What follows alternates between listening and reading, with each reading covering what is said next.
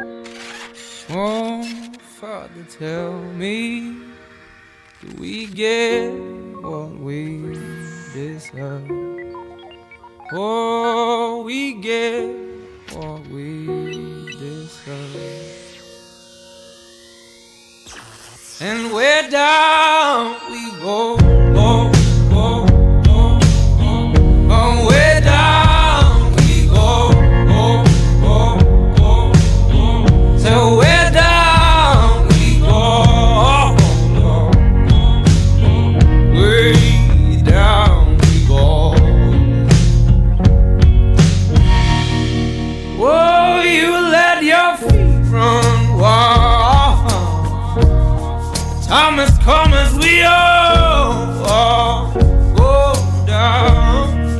Yeah, but for the folk who my heart, do you dare to look them right in the eyes? Yeah. Oh, 'cause say we run you down, down to the door.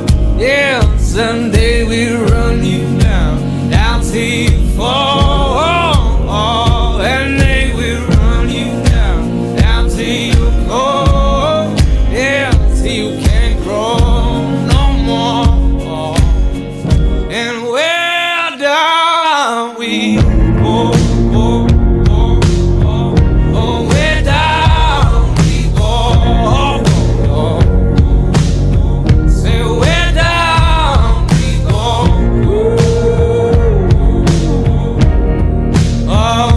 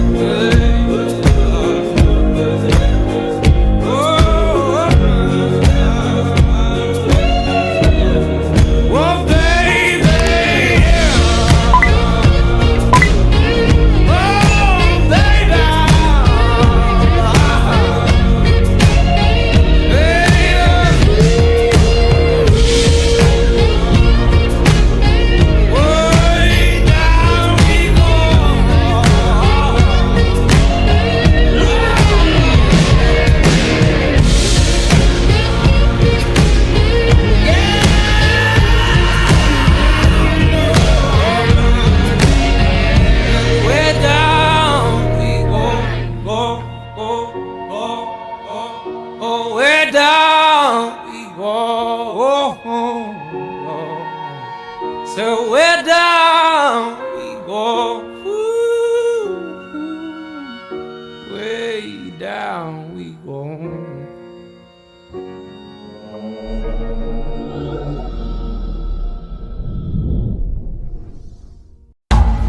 Warning. This episode contains content that may be disturbing or sensitive to listeners. Discretion is advised.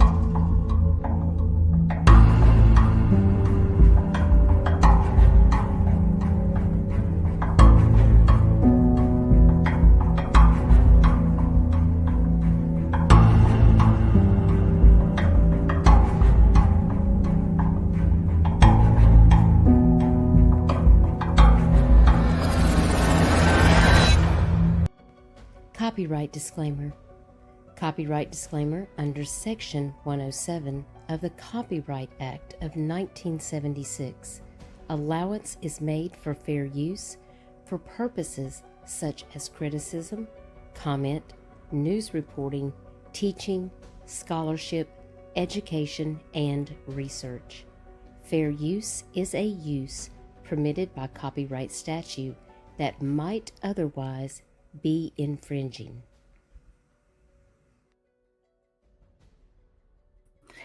Hello, everyone. Welcome back to Dutch for the Missing. My name is Duchess, and my special guest tonight is AJ, Always Something. And we are going to be covering part 2 of the Scott Spivey case that's local to me in Horry County, South Carolina. And I appreciate you guys joining me. We have a lot to talk about, a lot to unpack. If you are enjoying this conversation and discussion, we're going to be sharing clips and watching videos, listening to recordings, and walking you through Scott Spivey's case. If you haven't watched part 1 of Scott Spivey's case that I've covered, please make sure that you go back and watch that video. There's a lot of important information in that video. Maybe one of the mods can go pick that up for me. I might can grab it real quick right here. Let me see if I can snag that link to the live stream. If you haven't watched part 1, I will drop that link in the chat. You definitely want to go over and see that. But there has been so much information and things progressing in this case since we last talked. I want to try to present a lot of different information that has transpired over the last few months. And AJ's here to help me walk through this. And then at the end of this, we're going to have, some discussions.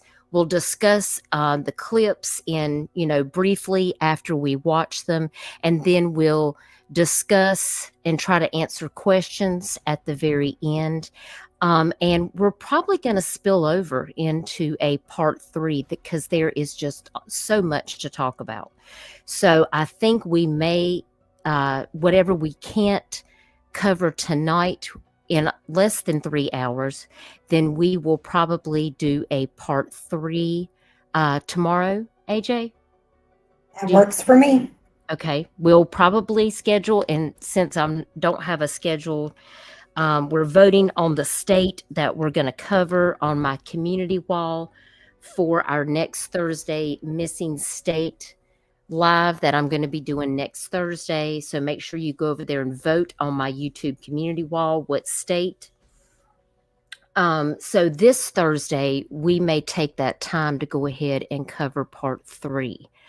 And I think AJ and I both decided earlier that we will probably have a live dedicated to Scott Spivey weekly because there's so much information that is breaking in this case.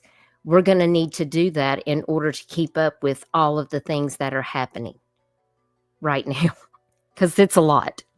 It's a lot to digest, and I want to make it where you guys can receive the information and be able to take it with you and it not be, so overwhelming. But thank you, AJ, for joining me tonight to talk about this case. We have a lot to get into. Tuesday, I went with my very good friend, I Weldon Boyd.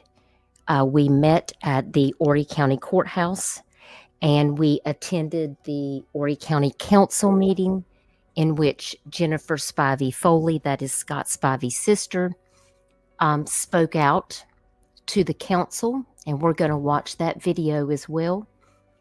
I had no idea it was going to be on camera the entire time, but I quickly found out when I started getting messages that I was on their YouTube channel.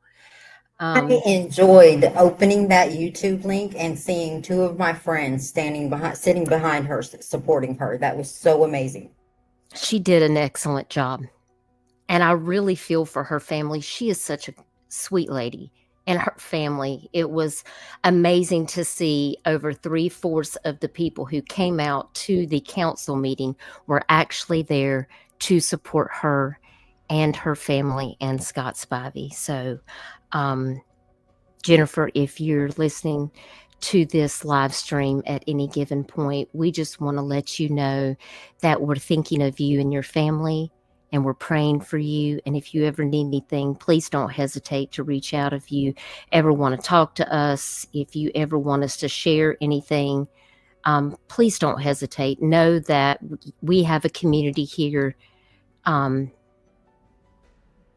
wants to support you in any way that we can, because this must be very difficult. And you guys will understand that when you hear her speak out at that council meeting. So I just want to go over and say hey to everybody, and then we're going to jump right into it. Michelle, thank you so much for being here, sis. I hope you're doing good. Hey, Allie, thank you for being here. Hope you're doing good. Hey, babe. I don't know if you're still in here listening. Hopefully you are. Hi, Amanda. I hope you're doing good. Thanks for joining us. Hey, Kitty Coo. Good to see you. Nightbot says, please respect the rules. No hate speech, no personal attacks. Don't discuss other creators. Please dress up your curse words in the chat. Y'all can dress it up.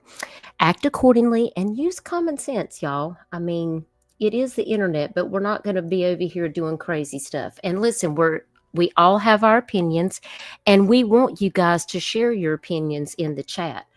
But, let's not attack each other. Let's, try to be respectful. Nightbot, don't make me throw you in the wood chipper.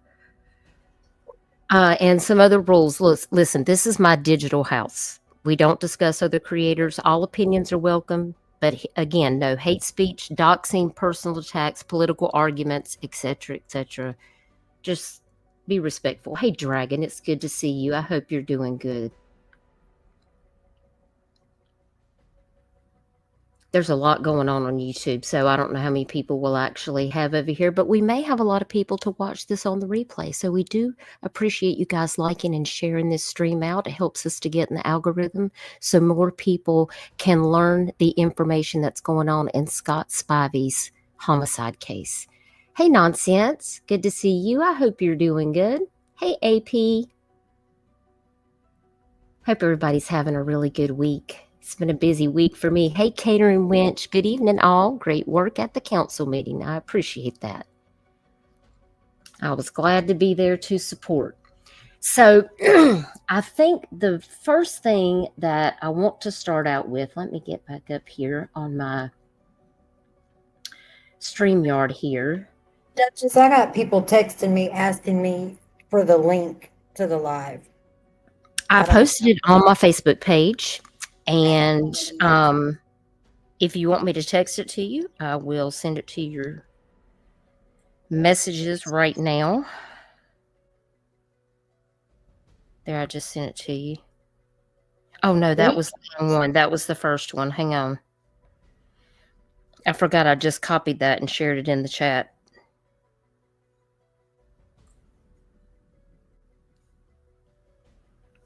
Okay, I'm sending it to you now. All right, there we go.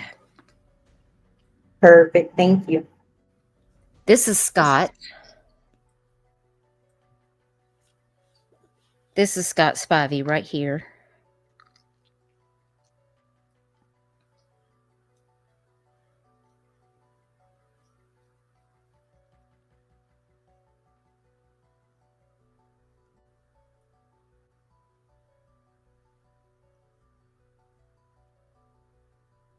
Now, the Wall Street Journal did an excellent article in trying to walk back the events of Scott's case, and I want us to take a look at that real quick so we can kind of do just a little bit of a refresher. If you have not watched part one, there may be people that are watching this live stream that are not familiar with this particular case. So I want to make sure that we look at this. And the Wall Street Journal actually did a very thorough job at just trying to piece this together. I was really happy to see Valerie Bauerlein cover this. This article is actually dated April the 17th of 2025. And this article says, police say he killed in self-defense. His phone tells another story. Two drivers crossed paths on Highway 9 headed for trouble. One ended up dead and the other walked free, but there was much more to know. Boy, isn't that the truth? So you can see here on the left-hand side over here on my screen. Let's see if I can enlarge this. Let me change I'm going to make that my full screen right there so you guys can see this better. Right here on the left-hand side, you see this says Boardwalk Billies. That's 2 miles from my house, y'all. Right here, Boardwalk Billies. We go there a lot. And this article is from North Myrtle Beach, South Carolina, and it says, after hours of drinking, Scott Spivey walked out of Boardwalk Billies on a sweltering summer day and slid behind the wheel of his 2021 black Chevy Silverado. The 33-year-old blonde-haired, blue-eyed insurance adjuster had left a $20 tip for an $89 tab at the bar that covered a cheeseburger, 7 beers, and 3 rounds of Fireball cinnamon whiskey. And he took off in his pickup around 5:30 p.m. on September the 9th of 2023 and headed for home via Highway 9 to Tabor City, North Carolina. And here on the right side of my screen, you can see Scott Spivey right here with his hat on backwards. Can everybody see that? Put a 1 in the chat if you're with me so far. Hey, Ava. Good to see you. I hope you're good. Hey, Eljo. Les Addis. Thank you for being here.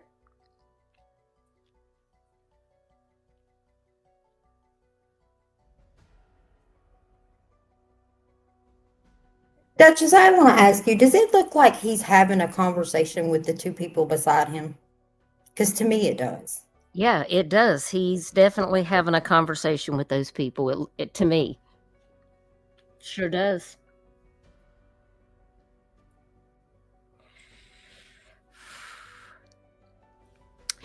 Now, according to the rest of this article, it says Spivey carried a .45 caliber pistol, and by all accounts, he wasn't fit to drive. We're not arguing that. And his sister don't argue that. That's right. And his killer caught up with him a couple of miles down the road, right here at this top part right here. This is Highway 9. This is going away from the beach, from my house, headed west on Highway 9, right here.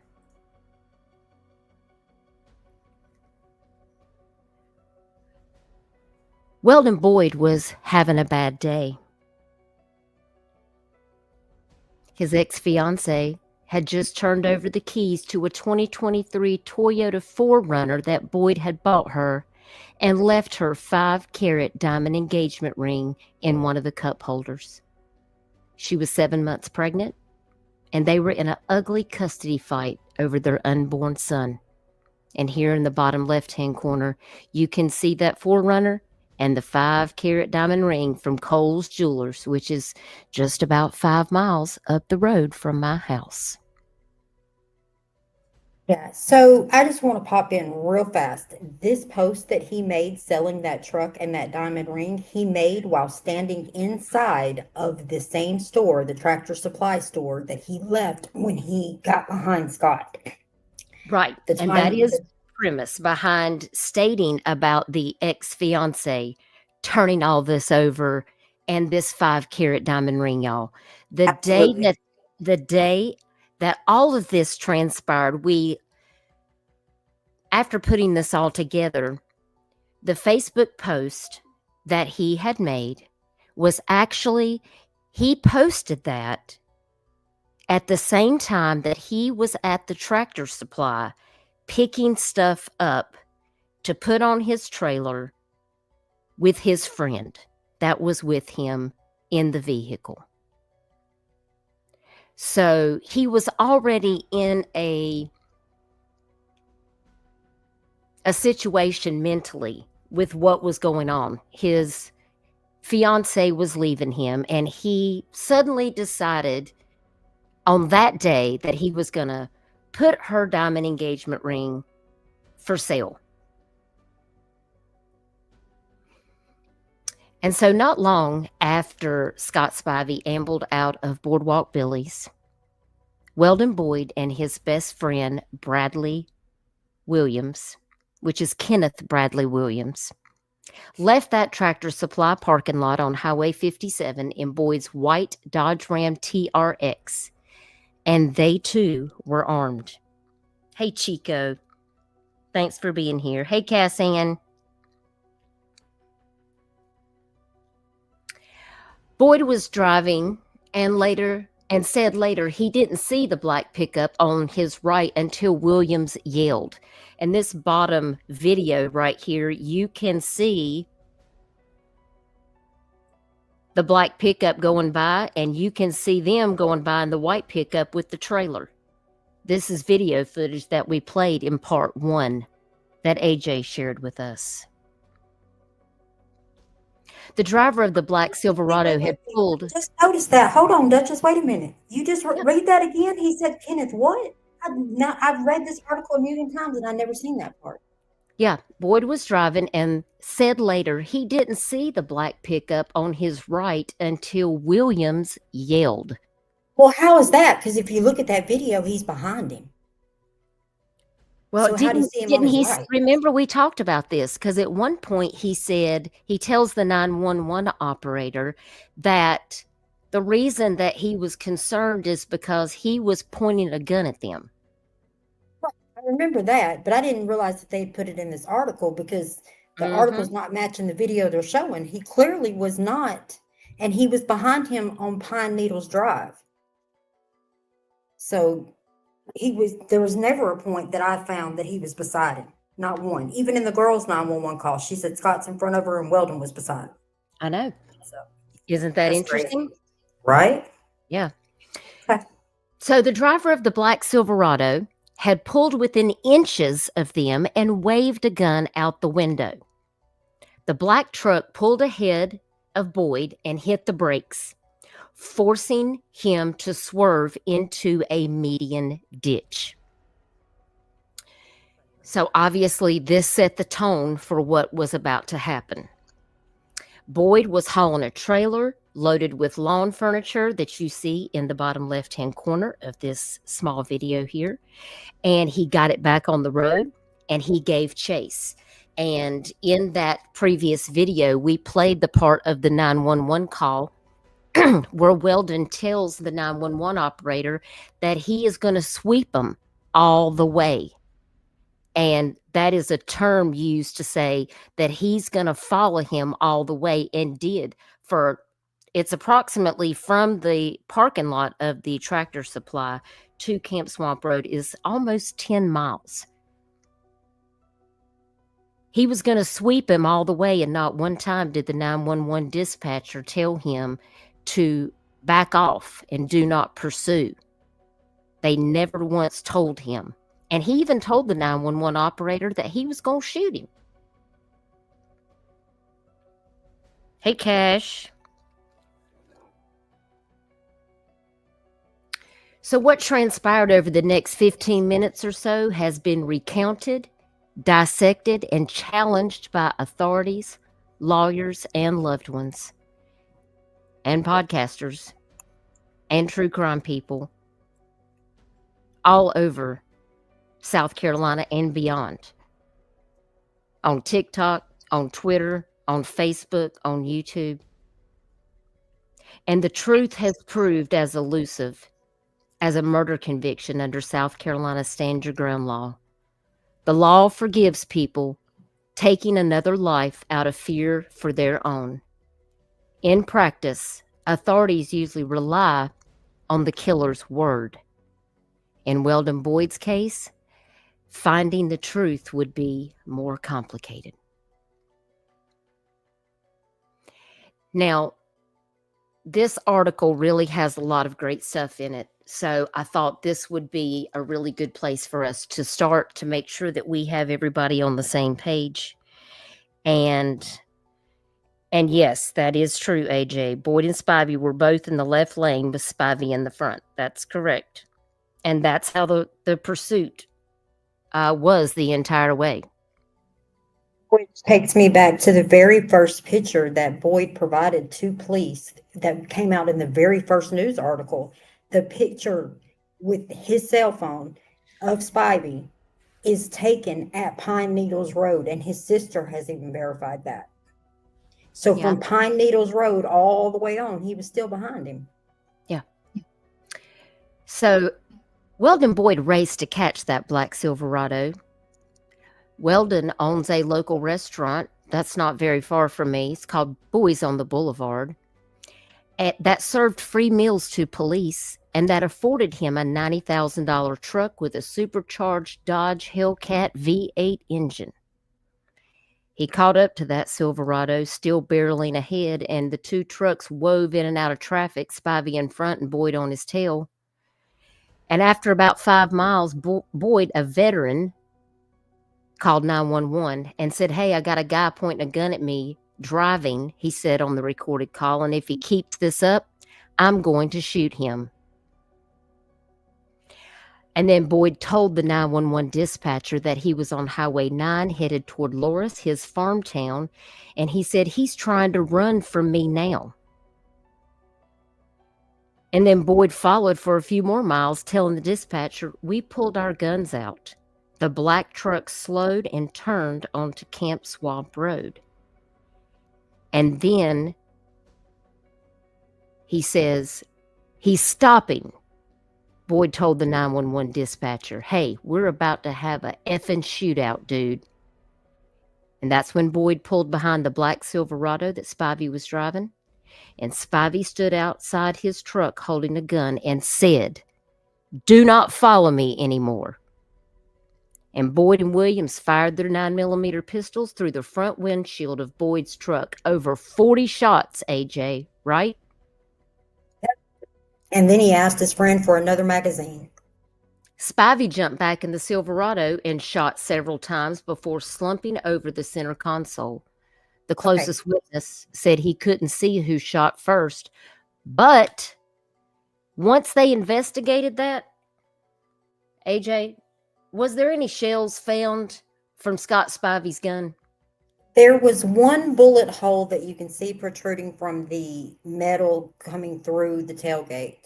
However, there was no shell casings, although Boyd talks about them in his recording to Bradley. Bradley says, well, that explains, the low count because of the gun that Spivey had. But they didn't find but one outside that vehicle, and they said one of the deputies seen it roll out. Yeah. So there was none found. There was not a single gunshot in Weldon Boyd's vehicle. Not one. You got a man less than 30 feet in front of you in point blank range. And if he fired at you, you're going to tell me he missed that big truck? Yeah, I'm not buying that.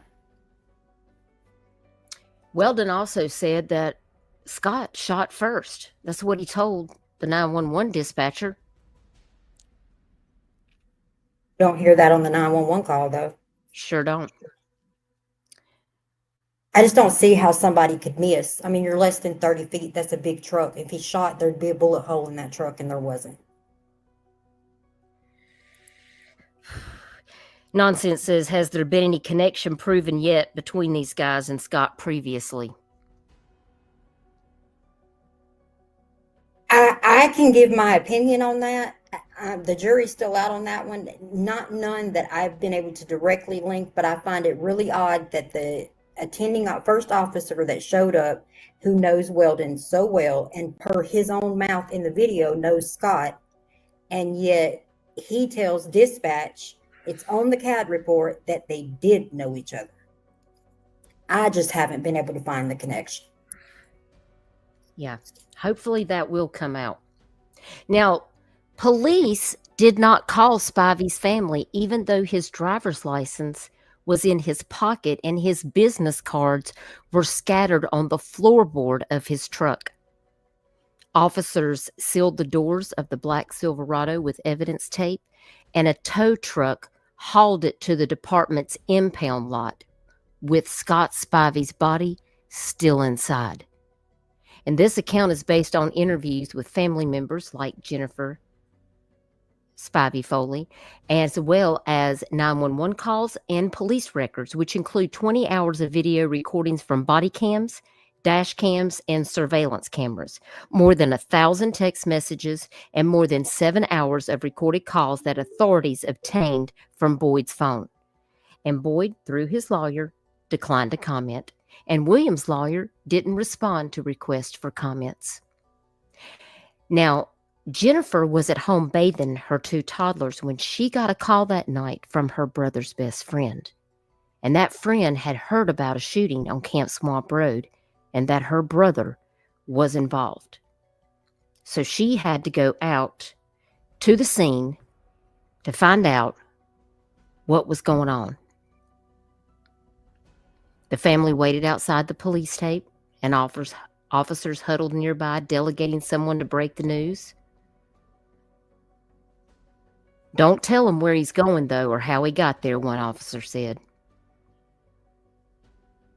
Foley called out, "Where is he? Is he at the hospital? Is he at the morgue?"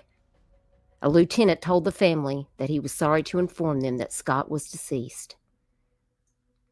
And Foley covered her face with her hands. Apparently, Scott was road raging with someone else, the officer said, and he tried shooting at them and they fired back. The lieutenant said he wasn't authorized to say more, but he would make sure the coroner called them. And over the next 18 months, Foley took a leave from her job as a high school biology teacher to pursue a full accounting of her brother's death. "This is my life's calling," she said. And for reasons Foley couldn't understand at first, she faced a number of roadblocks while trying to get information about the police investigation. And what she later learned was more troubling than anything she or her family might have imagined.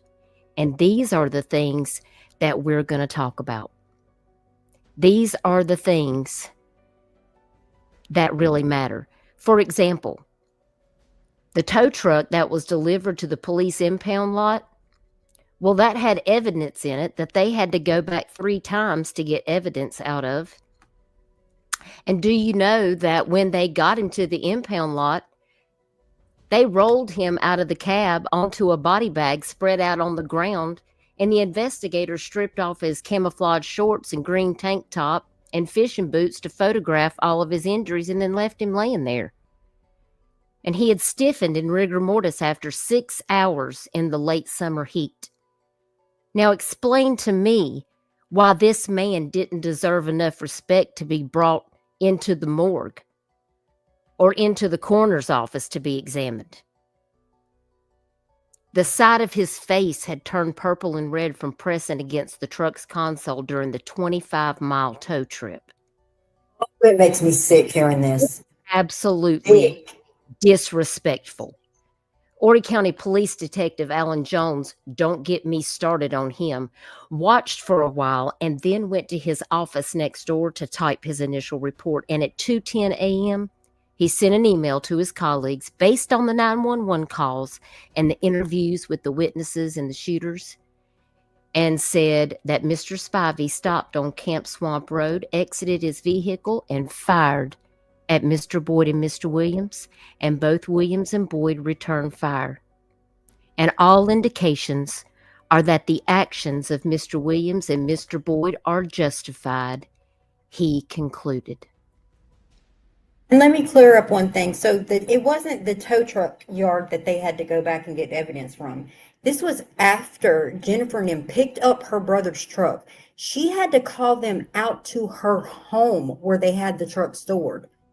3 times. 3. She had to get on the phone and call an officer to come out to her because there was still evidence that they were finding in that truck. It's mind-blowing. It's mind-blowing. I just feel like this is so disrespectful. If they had done that to my husband, if this had happened, I would be having a fit. I don't care if it's a homeless man. They deserve more respect than that. Exactly. It infuriates me. When I first heard about this case, I didn't really know a lot of information about it. But the more that I started looking at it, I started asking a lot of questions, because there was just things that the media wasn't putting out that I felt like was consistent from what I was seeing the family talk about, or I was seeing people on Facebook say. And, you know, that always sparks my interest. I wanted to know, like, what's really going on. Welcome, Jennifer Pearson. Thank you for being here. So, you know, knowing that this has happened in my town, and after talking to Shay and seeing that you and her were talking a lot about it in the Facebook group, Shay asked me, she said, I really just want you to look at this and just be open-minded and tell me what you see. And we had a long conversation about it. And I was like, I just don't know if this is a stand your ground situation. A stand your ground situation can apply if you're at your house or if you're in your vehicle and somebody's trying to get in your vehicle. That's the only time it applies. In your The law house. is clear. You know what I'm The law saying? is But clear. how is stand your ground applied in a situation where somebody is on the road and then you have a chance to allow law enforcement to handle a situation, but instead you pursue someone for almost 10 miles and then open up gunfire on them and take matters into your own hands? I feel like The question that I have, though, with all of that is, to claim stand your ground, you have to feel like your life is in danger, like it's a me or you thing. Is that not how you guys see the law? Because that's how I see when they explain it, that you have to fear that you're going to lose your life if you don't take action.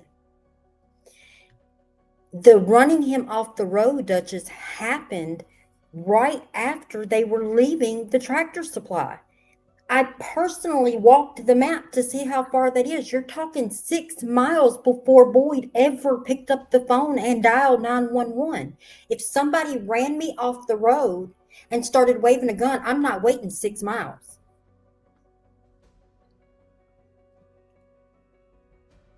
yeah, these articles right here, this whole crime scene investigation thing,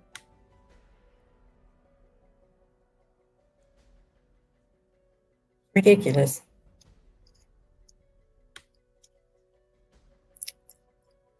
Is this the one from the original officer that showed up?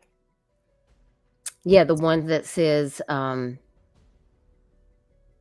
the That Bell he and Hill secured- car dealership. That is on the corner of 57 and 9. Yep. Now, the tractor supply is on the opposite side of 57, of the opposite side of the intersection from where Bell and Bell is. From my understanding, he got behind him at the video that he got behind him at that light. I don't know which side they were on. I assumed that meant that they were on the other side, because if he's behind him and they're both stopped at a light, but that's my understanding, is that there's video of him behind him at that light. Here's the thing that gets me, though. Here he says the victim was pointing a gun at the other vehicle.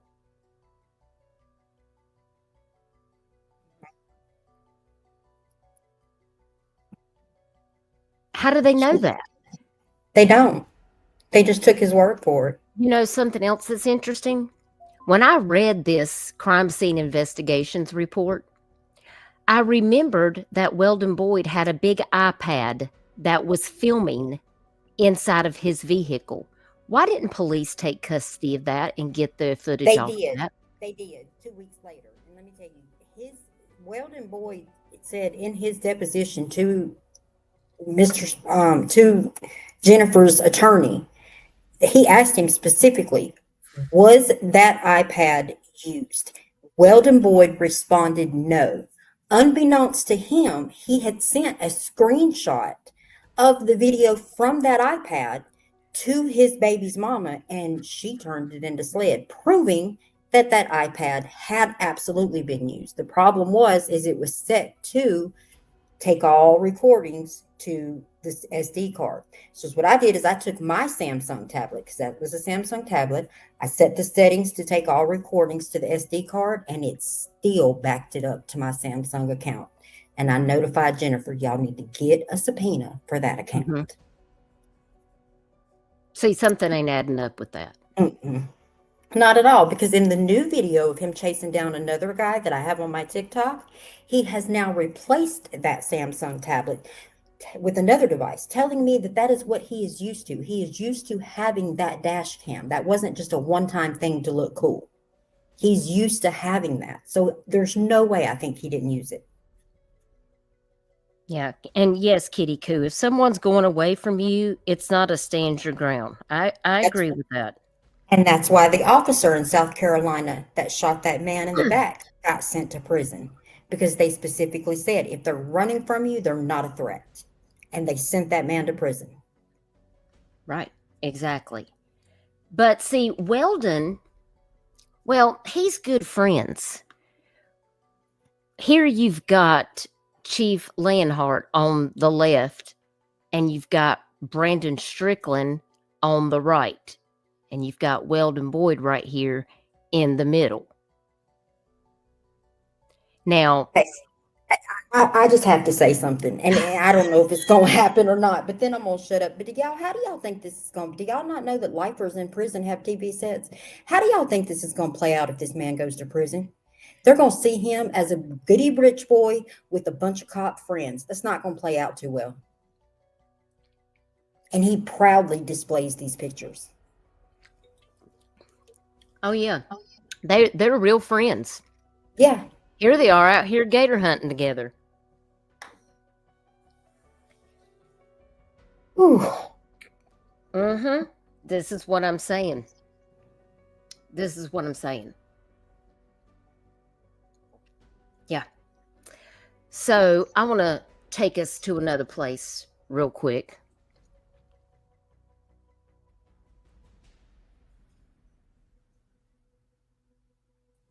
Oh, I think did you jump off? No, I don't think so. Did I? I don't know. You went off the screen for a minute. Okay, hang on. Let me see here. Okay, so I'm going to take us. I want us to.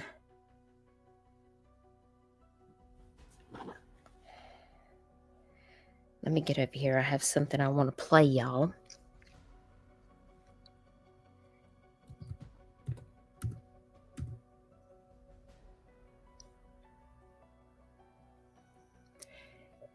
This is I think is going to be very interesting. So I want you guys to just listen to this.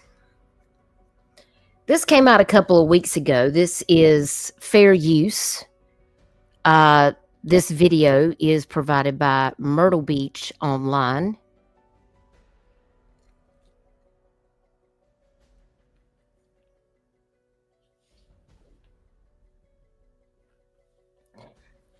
This is an 8-minute video, and this has some very interesting sound bites, things that you guys will want to hear that we didn't have last time when we did part 1. Hey, Canary in a Coal Mine. Hope you're doing well. Hey, Carla. Hope you're doing good. All right, let's take a listen to this. Y'all let me know if you have any problems hearing it in the chat.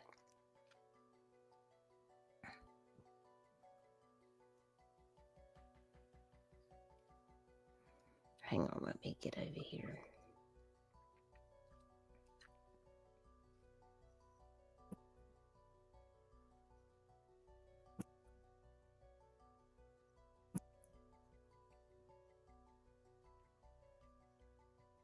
Hang on, let me stop sharing this. I'm going to have to share my full screen.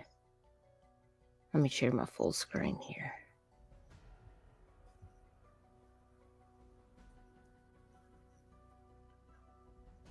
All right, I think it'll let me do it that way. Okay. All right, buckle up, y'all. Hey, Arctic Fox. I know you do. I appreciate you stopping in. Hey, Chris.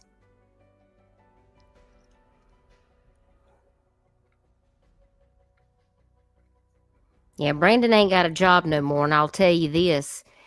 He resigned before the shit started to hit the fan, but I don't think that's fair. In my opinion, I'm just expressing my opinion. I don't express my opinion a lot on my channel, but I do want to say that I don't feel like it's right that he'll get to collect a pension.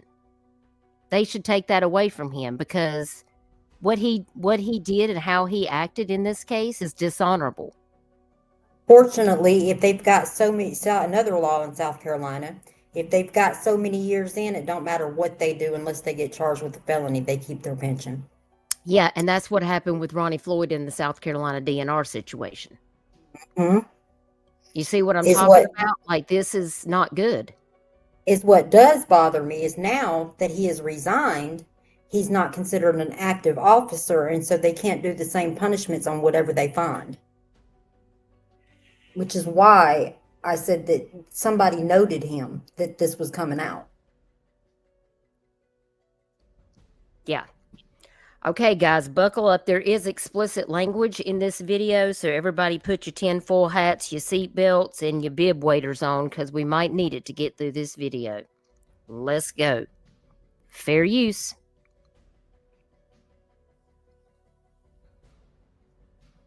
The following recordings were provided by Scott Spivey's family as a part of a civil wrongful death suit.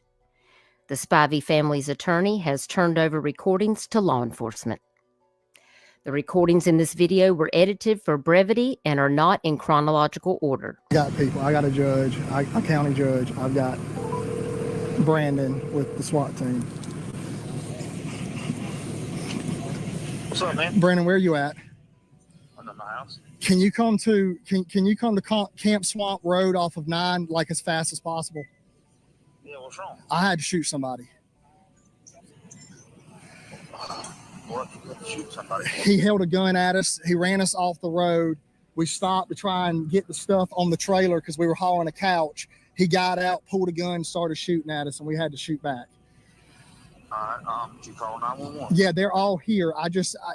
And I've got witnesses that watched him run me off the road, that watched him hold the gun out the window. We have a picture of him holding the gun out the window, and then when he was in front of us, he got out the car, racked the slide, aimed it at us, and started shooting, and we shot back. And then when he got... Let me just stop it right there, because I want you to see these bullet holes right here. Y'all, they shot through the windshield 40 times.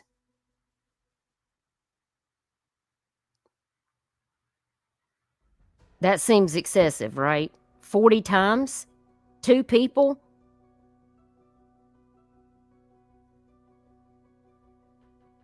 And let's not forget, the only picture of Scott Spivey brandishing a weapon is Scott Spivey holding it out the window, pointing it in the air, because he wanted Weldon and Bradley Williams to stop following him. But they... Duchess, I'm glad you showed this picture like this, because the one I had, it seemed closer. Because I'm going to tell you something. There for a minute, I almost felt bad for Kenneth, because I felt like he couldn't necessarily jump out of the truck. And if his friend started shooting, what was he supposed to do? But now that I see this like this, he could see Scott. He could see Scott. Oh, yeah.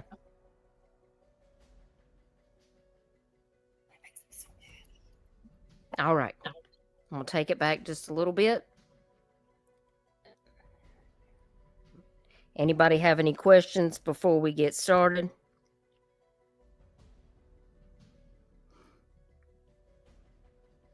Yeah, Chico, we want them to explain a lot. Racked the slide, aimed it at us, and started shooting, and we shot back. And then when he got back in the car, we quit shooting, and then he started shooting again, and we started having to shoot again.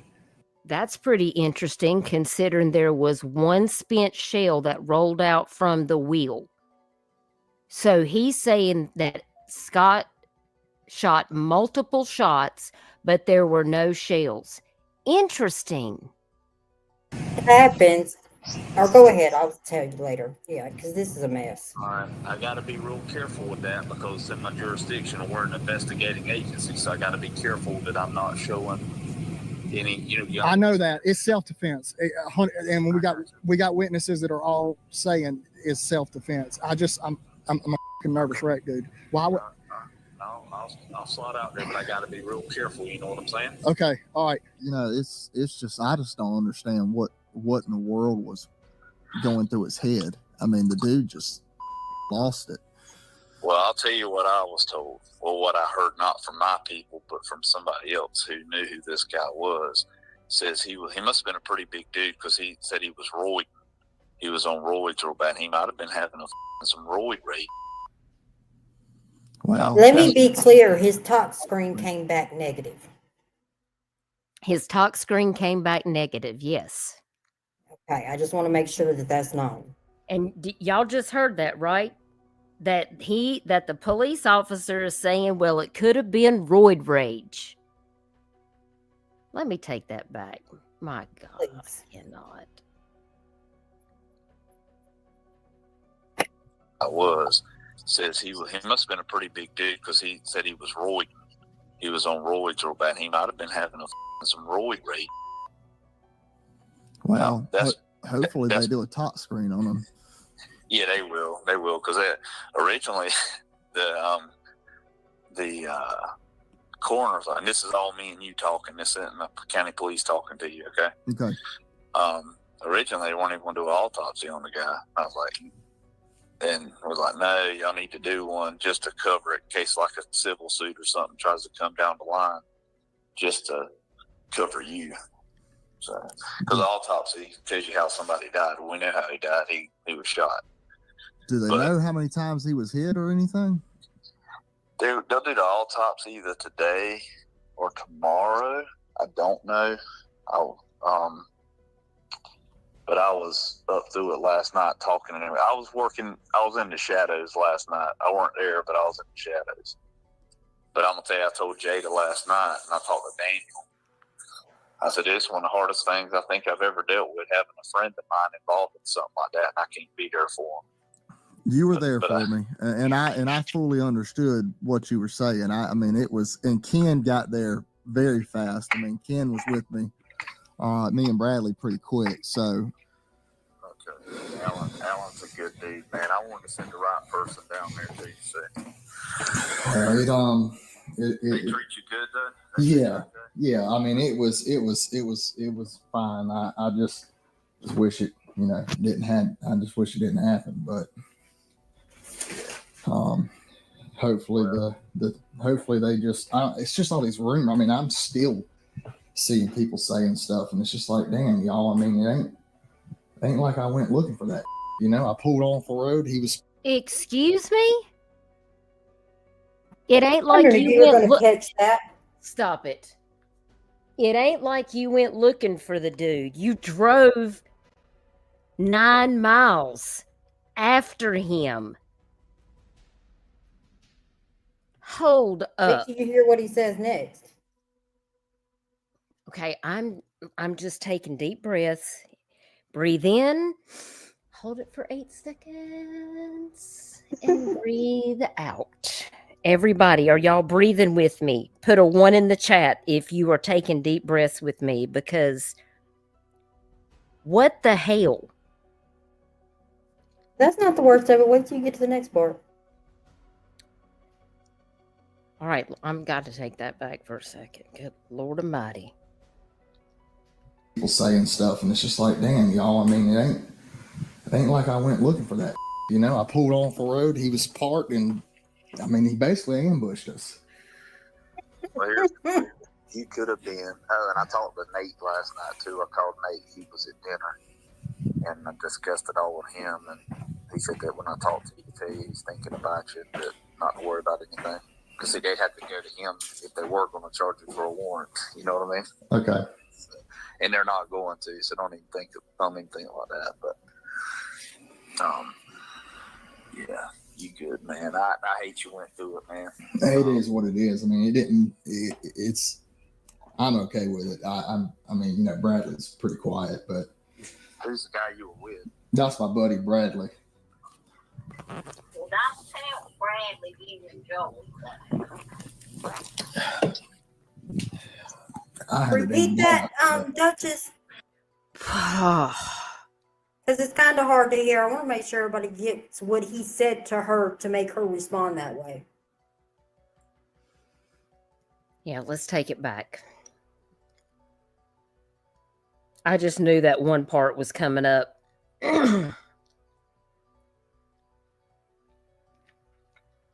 Hey, Shay. I'm so glad you're here. Y'all say hey to Shay Boyd in the chat. Tyler's aunt is here. Hey, Shay. I was so glad that she met me to come out there to support Jennifer on Tuesday. Sis, if you want to come up on panel, you just let me know and I'll send you a link. All right, I'm going to start back here at the 440 mark. Now, AJ, you stop me when you want me to stop it so you can say your piece, because I know you want to. So you just chime in and I'll stop it. It is what it is. I mean, it's. I'm okay with it. I mean, you know, Bradley's pretty quiet, but Who's the guy you were with? that's my buddy Bradley. Well, don't tell Bradley you enjoyed that. You can stop it right there. Because that means he said it not once, but twice. For those that didn't hear what she said, well, don't tell Bradley that you enjoyed it. Meaning he just told her that he enjoyed it, which he repeats again. I mean, it's bad enough to say it once, but I mean, you're going to say it again? Like, how's that self-defense? If you enjoyed something, you wasn't scared. Yeah, she asked him, well, don't tell him that you enjoyed it. And then he said, yeah, I had a effing blast. So let's listen to it one more time.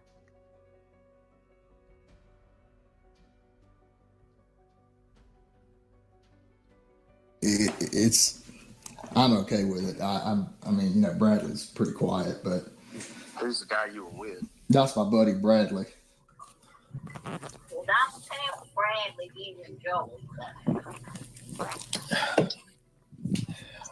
I had a damn blast, but Bingo. Don't tell Bradley you enjoyed that. And then he takes a sip of his drink and says, I effing enjoyed that. Had an effing blast. Makes me sick. That, yeah, effing blast. I mean, we have Army veterans and military veterans that go through literal PTSD because they've had to shoot a man. We have this one sitting here talking about he had a blast. Not a single bit of remorse. Not even a little bit. I mean, are y'all picking up what we're putting down here?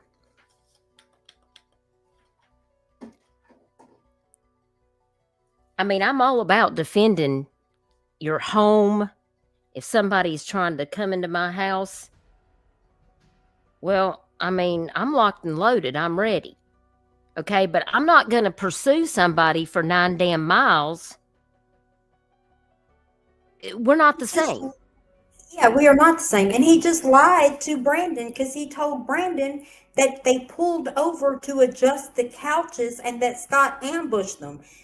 At that time, Brandon did not know that they had already been on the phone with 911. They didn't pull over to fix no couches, and he didn't ambush them. No, he didn't. The story changed to he ran him off the road. And that's what he told 911. But that's not what he told Brandon. I don't understand how he didn't think that he was not going to put that together.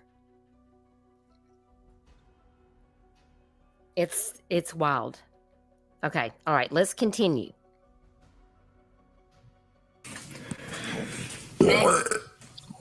Oh my gosh.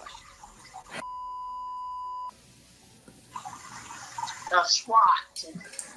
Well, if you enjoyed it, son, you just need to keep that to yourself. And I wouldn't even tell Bradley that because, you know, you just, I mean, I know y'all friends, and everything, but you wouldn't want Bradley to accidentally slip up and tell somebody that you said that.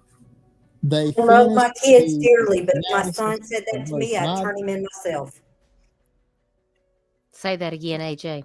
I love my kids dearly, but let me tell you something. If my son sit there and said something like that to me about taking a man's life, I'd turn it in my damn self. I don't care. You gonna help him, tell him to cut. Now we know where you get. Like, come on now. Keep giving your kid advice to cover up the murder he committed. It just makes me mad.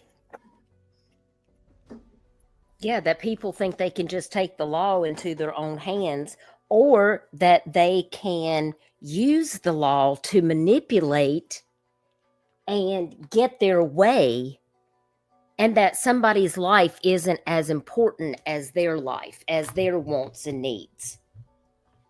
I mean, this is... Just can you send Shay the link? Yeah. Hang on one second. Let me go over here and grab it. Les, you are absolutely right.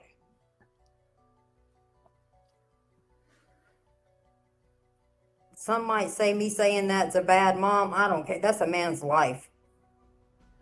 You gonna tell me you enjoyed it? That means I didn't do my job as a parent.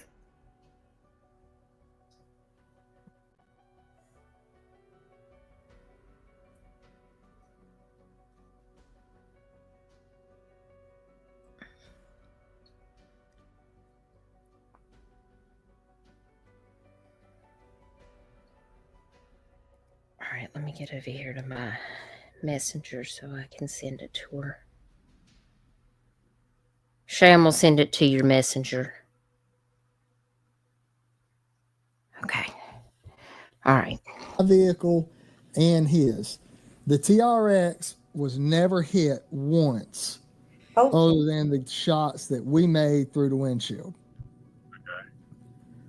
Scott was shooting a Springfield XD45. Okay, that explains the low round count. That explains the lower round count and the big hole in the tailgate. So there was one shot in the tailgate. Here's the problem. This part makes me mad too, because they're talking about lower count, round count. That means they're talking about the shells that were retrieved. How in God's green earth was they in the crime scene to know the shells that were retrieved? Make that make sense. Well, didn't he go and take a picture of Scott and send it to one of his buddies? Absolutely. So if you're picking up the rounds, or you're there close enough to see the rounds and know it was a low round count, I mean, come on now. The 9mm is not, you can have, I think, 13, one in the chamber, and because that's what I do with my 9. Mm-hmm, me too. And you can put another one in the clip, so that makes it carry more. So the low round count can only be discussed by way of them knowing how many shell casings were retrieved. How was they in the crime scene to know that? Shouldn't they have been out of the crime scene? Shouldn't they have been pushed back behind the tape? The fact that he went up there and took a picture of Scott's deceased body and sent it to a friend, and now he's over here saying that he had an effing blast. I don't know. It makes me... Cash, I sent it to her on her Facebook Messenger. This is crazy. All right, let's try to get through this one because I have a lot more. On top of that, they have significant evidence that Scott, there was shell casings. There was a significant amount of shell casings outside of the vehicle and significant amount of shell casings inside of his vehicle, which confirms our story that he engaged us from the outside of the truck, got back in his truck, and we quit shooting, and then he started shooting again. Totally contradictory of the sentence before. Yes, I know. It totally contradicts. Contradicting. Low shell count, and now there's significant amounts. Significant amount. Okay, it doesn't make sense. solid. Now here's where it gets crazy. Remember when he put his head up and we both were starting to shoot again? Yeah. That's when we killed him. Yeah. Liar. You know why he put? Do what? That's a lie. There was 3 connections from a gun to Scott's body. One was a graze underneath the eye, and I think that's when he put his head up. And I mean a graze as in the bullet did not penetrate. The Right. other was through the back, and how I imagine that, and me and his sister have discussed it. Scott's truck was set up high. There's a bar right there, you turn around and you put your hand on it, and you lift yourself up into the truck. Right in the back, underneath, as if he had his arm up, is where that shot came in. The only way that shot came in, and that was the kill shot, is if Scott's back was turned to them. So he's a damn lie. Oh, sorry, I keep forgetting we're on YouTube. My bad. He's a darn lie. It's okay. It's okay. Yeah. This is just crazy.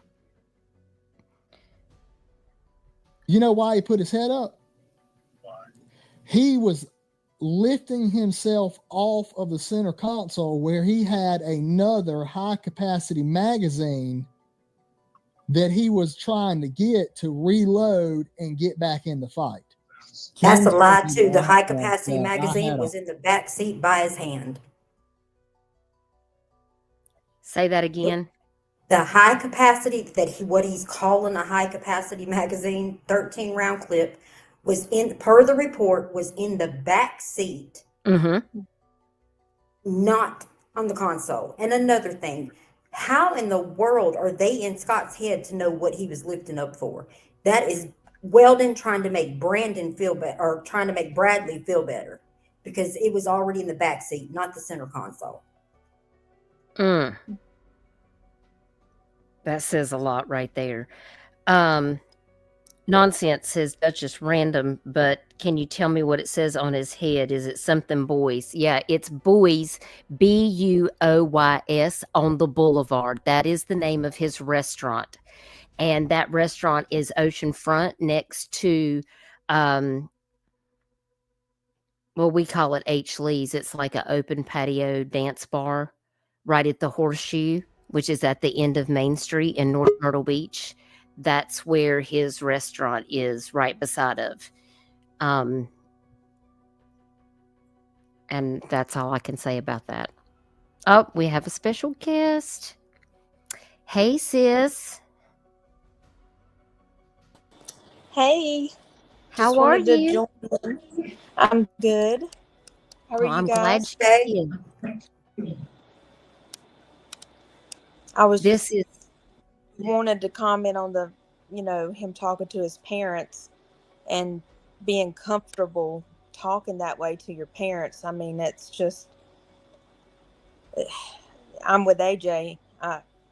If my kid did something like that and they came and told me, I would totally turn them into the police. Yeah, absolutely. I can't imagine having a conversation where my son says something like that and I'm not going to be like extremely upset. It's not something I think me, you, or Shay, or anybody else in a normal mind would ever have to worry about, because I think all of our kids know better. Yeah. It's a reflection of the parenting. Right. I mean, these people are heartless. They have no soul, or something's wrong here. For them to just be comfortable with him telling them that, and all they got to say is, well, don't tell your friend. That's just crazy. It's mind-blowing, really. All right, and I know I would have never been able to go say something like that to my parents. The police would have been the least of my worry. Yeah, for sure. All right, we got a little bit more to play out of this, about a minute and something, and then I have some more clips that I want us to look at, because I can't wait to hear what Shay and AJ have to say about those. So, but we're almost done. We got a minute left. Horseshoe up my. He said, "What are the chances that you get in a shootout and you got 5?" Hang on, let me take it back, because what in the world? This whole conversation is bizarre. Load and get back in the fight. Ken told me that I had a horseshoe up my. He said, "What are the chances that you get in a shootout and you got 5 independent witnesses where none of them know you and none of them know each other, all stop to back up your story?" Either. Pfft. Every single one of them claims they don't know who shot first. Isn't that interesting? Every single witness statement specifically says they do not know who shot first. And the 2 witnesses say that when Scott got out, the slide was locked back on his gun, contradicting what Weldon says. Oh, he racked it and pointed and shot at us. That's not what the witness statements say.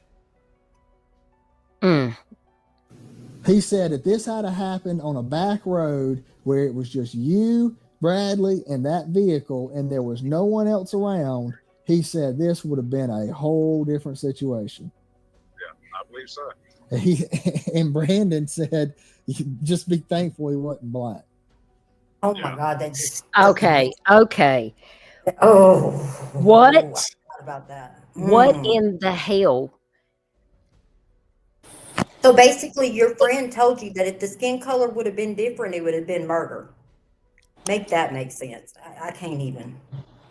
So The I had fact a that high that school just happened. friend reach out to me who worked for Weldon, and he said, I'll have to share the conversation. He is very willing to tell why he could not continue to work for him anymore because he got tired of him calling him the N-word.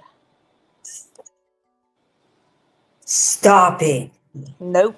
And his name is Mikkel Long. What? I went to school with him. He reached out to me because he follows Tyler's page, and he didn't know if I was related to Scott Spivey and if that was why I was being an advocate for him. But he did know Weldon Boyd, and he did work for him when he owned a deli. At some point, I guess he owned a restaurant. I'll have to go. Yeah, it failed. It was a sandwich shop that failed. Okay, so that's where he worked with him at, and he said not only did he treat me terribly, but he treated his mother disrespectfully too. Well, that makes sense. Yep. Sickening. I don't know where Chico is, but I feel like Chico would be coming in hot right now if she was listening because no. To even go there, like, why would he even need to say that? Murder is murder. It doesn't matter the color of your skin, but to even have to take it there and then to know that Weldon has been calling people that work for him the N-word. They are comfortable with conversations like that. Disgusting. Exactly. He's comfortable with it. It's just their common talk that they talk. Disgusting. The people are so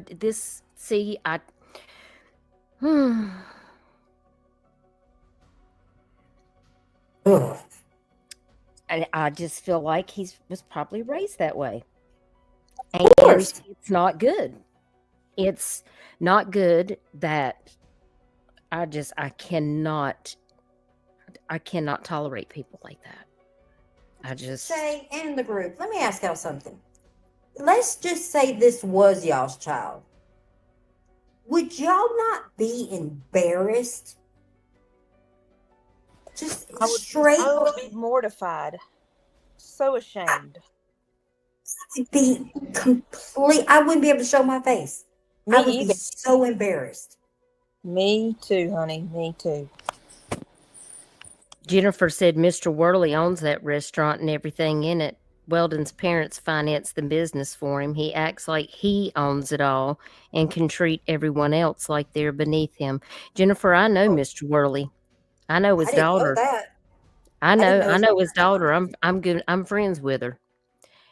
I might have to make a phone call. I got questions. I didn't know his parents financed. I've always wondered where he got his money to get it started because I knew his first shop failed. Well, knowing that Mr. Worley owns it, he's our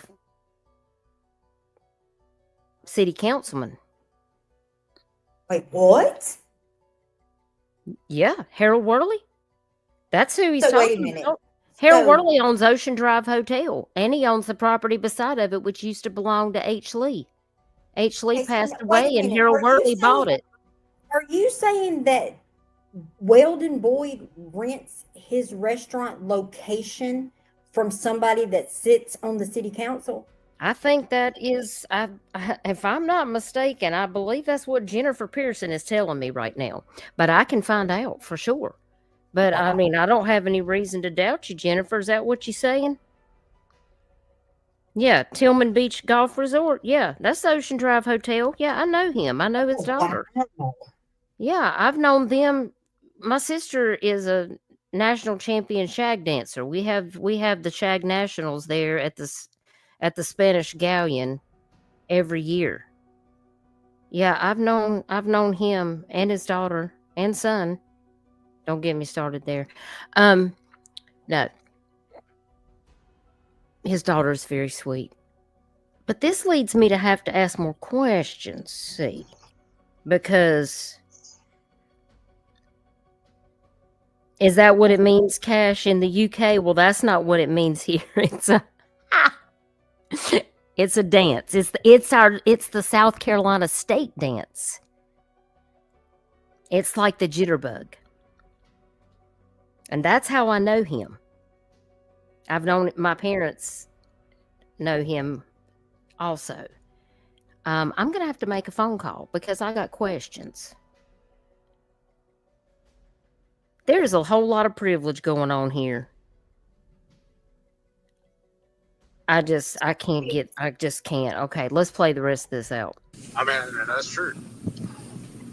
So, Bradley, I know it's to say, but I had a blast. I know it's, but I'm a person. Well, There ain't no doubt about that. Well, Right? I couldn't That's have said probably it better the- myself. I'm going to That's play that probably one the more only time. truthful thing he said. I think that was spot on. We need to clip that and make that a clip. I'm a effed up person. Well, you said it. I mean, He said it. I guess he can't sue anybody for saying it again about it. yeah, exactly. Bradley, I know it's to say, but I had a blast. I know it's, but I'm a person. well, Damn. I mean, you know, it is what it is. I had a The fact that that is even the response, it is what it is. I am done. good time. The main thing is, I'm glad you're okay. I'm glad you're okay. You can't make this up. Do y'all even, are y'all with me? Is anybody still here in this chat? Because I just can't with that. That laugh is evil. Less. You are Totally. not kidding. I mean, what kind of sick, disgusting person laughs at chasing down a man who was trying to just go home, who was done with it? He wanted to go home. He turned down the road that he always took to go home, and you follow him. I mean, what is wrong with the police in our county? And I mean, I'm so thankful that some of them have got fired. Or what I really want to know is who allowed Strickland the insight to know that he needed to quit. That's what we really need to That's know. what I want to know. Yeah. Now I have another video that I want to play y'all, and I want to take it to let's see if I can go to my page. Hang on here. Ding dong ding dong.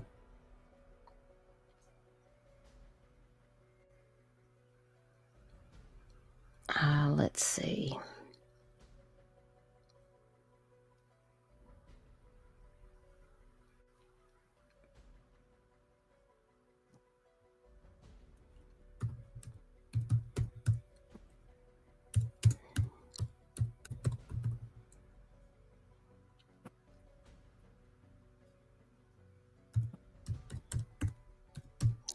Give me just a minute. Me and my one typing hand over here.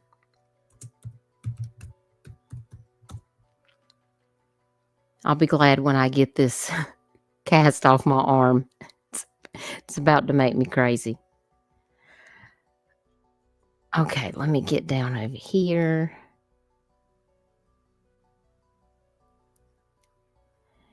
And I'm going to share my screen. I want you guys to watch what happened at our council meeting.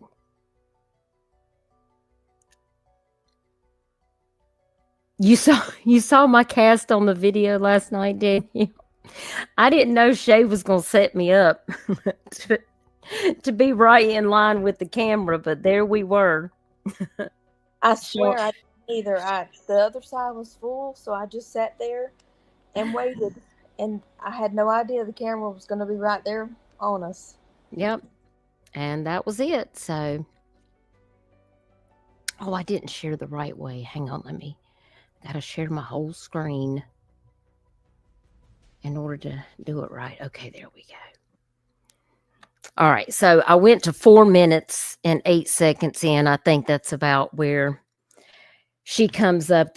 You have to kind of sign up in advance to be able to speak at the Horry County Council meeting, and this is in Conway, South Carolina, and Shay met me out there so that we could show support for Jennifer Spivey Foley and her family. And there was a lot of people that turned out. She did an excellent job, and I want you guys to hear what she had to say. We've seen, we need to hear something different besides that. We've heard enough from Weldon. So I want you to hear from the side of this family. And let me know what you think. I'll be watching you in the comments. And Shay, AJ, if we need to stop at any time, or we can let it play through and let her say what she needs to say. But I think the whole thing of her speaking lasts about 11 minutes. So we'll go ahead and play it now. Apologize. She wants to talk about the request to reopen the Scott Spivey case.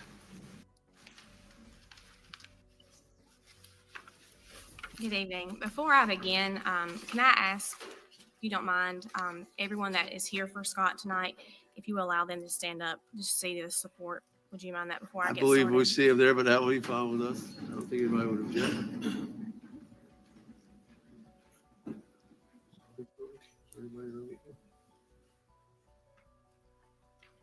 Thank you. Y'all can sit down. Thank y'all. Y'all don't see me anywhere on this screen, right? Yeah, we do. I'm just saying, because I'm going to tell you what, I got a lot of messages, and they were like, is that you and Shay? I was like, no, it's our doppelgangers. I'll tell you guys, I've spoken to Jennifer a lot, but we've never met in person until that night. And she walked in and she gave me a hug. And she said, have you ever had to do anything like this before? And I said, no, I have not. And I said, the only thing I would say that you need to do is just make sure you say something about letting us all stand up, because the whole room was full of people.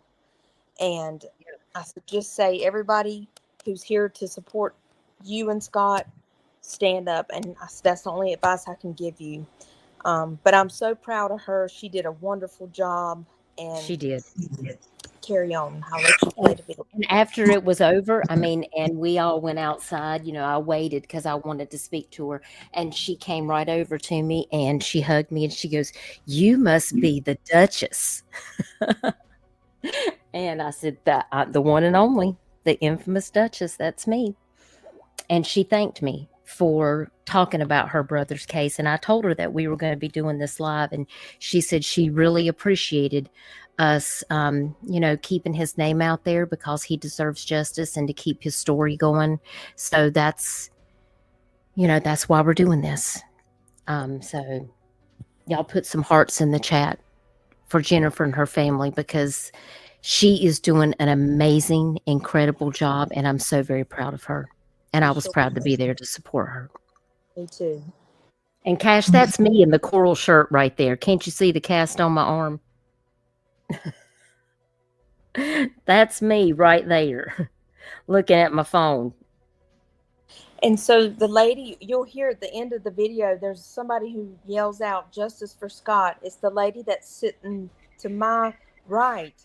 And Yes, she doesn't know the right family here at all.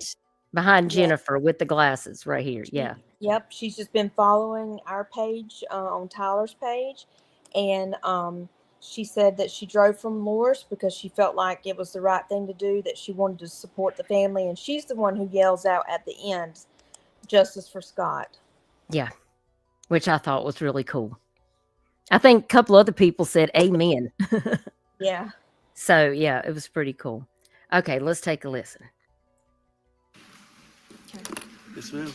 Good evening, ladies and gentlemen of the council. I want to thank you and the people of Horry County for this opportunity to speak.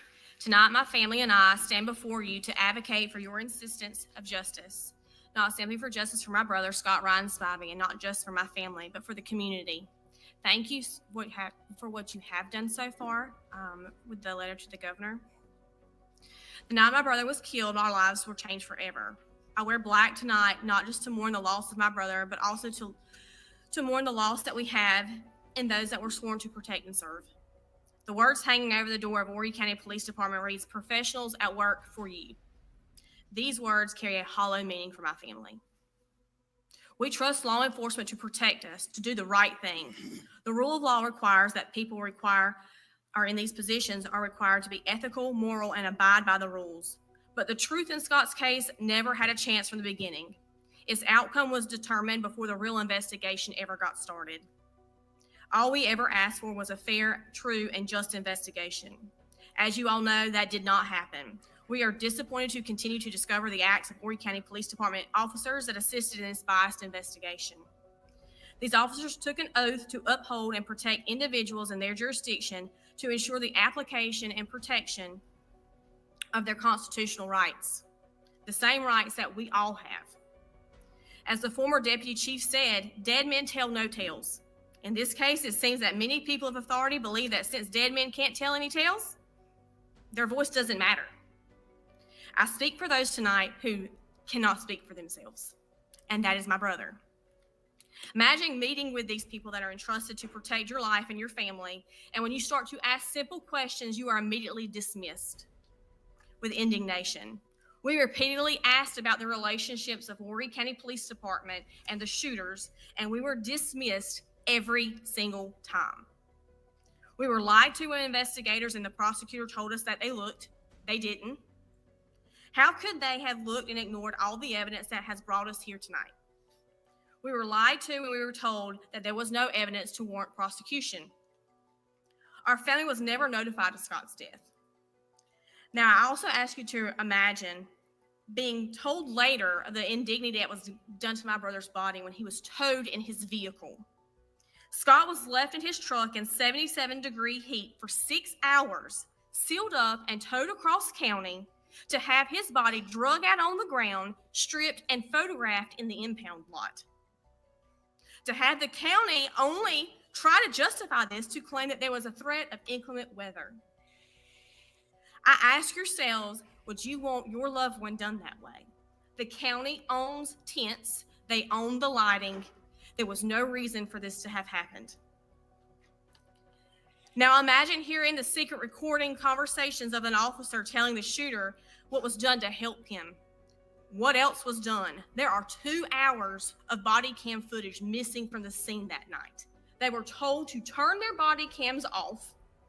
And so all of this, these decisions to tow my brother in his truck, and that were executed, are missing. No one is taking accountability for them. They refuse even now. The tow sheets that have my brother's name on them, it says victim/truck, no one signed them.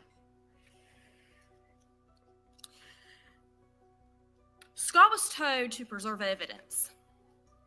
Detective Allan Jones had to come back to my brother's truck 3 times to get more evidence out of his truck. 3 times, and those pieces of evidence are not indicated in the police report, the 300 pages of the police report I have. Many questions have been raised surrounding the evidence that weren't taken from the beginning. Evidence that is known by detectives to be present that were on electronic devices that were in the truck. They were not seized because our family was told that they had no probable cause because no crime had been committed.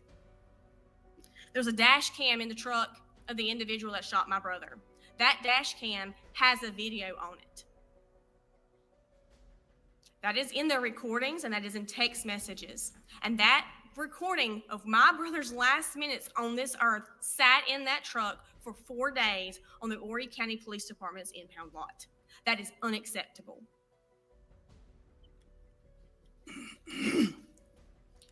SLED admits that they have missed the calls. They dismissed it. The prosecutor will not admit, the AG's prosecutor will not admit that she did not listen to them either.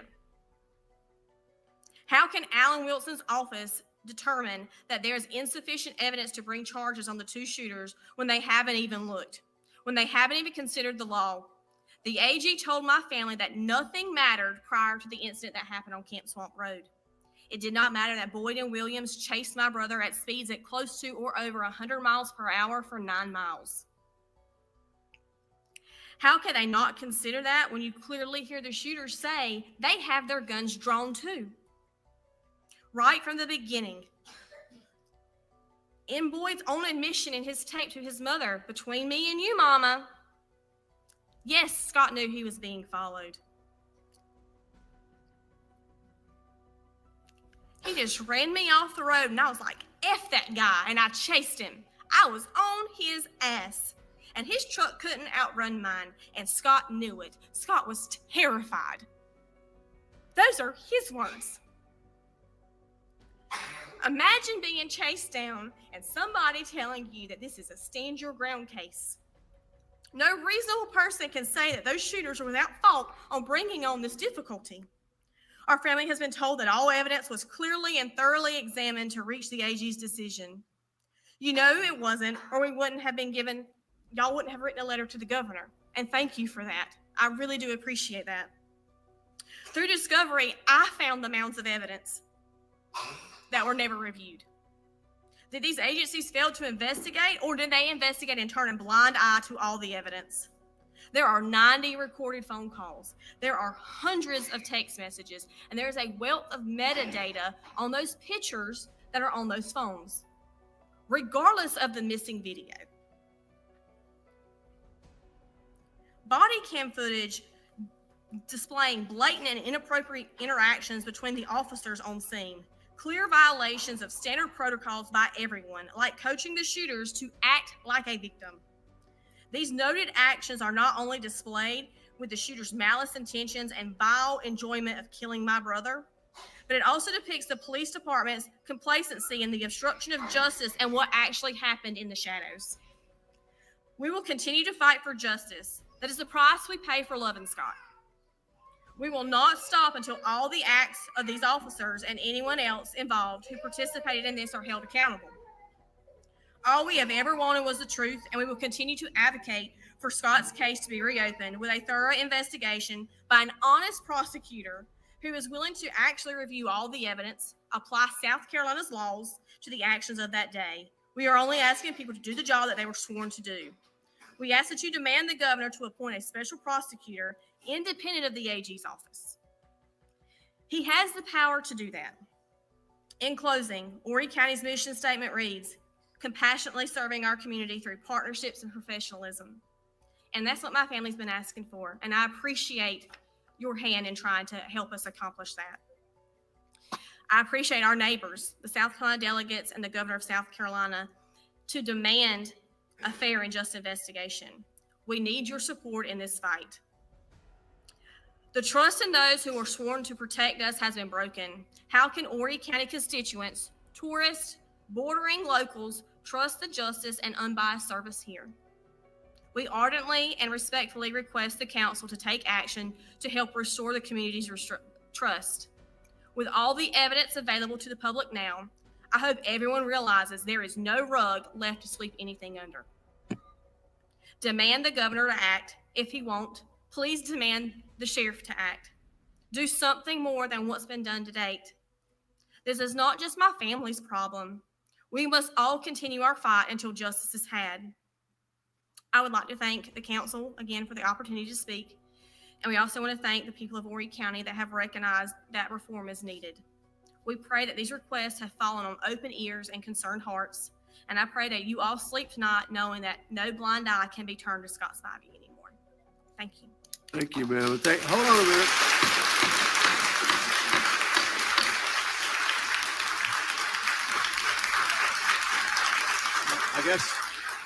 I guess you don't want me to talk.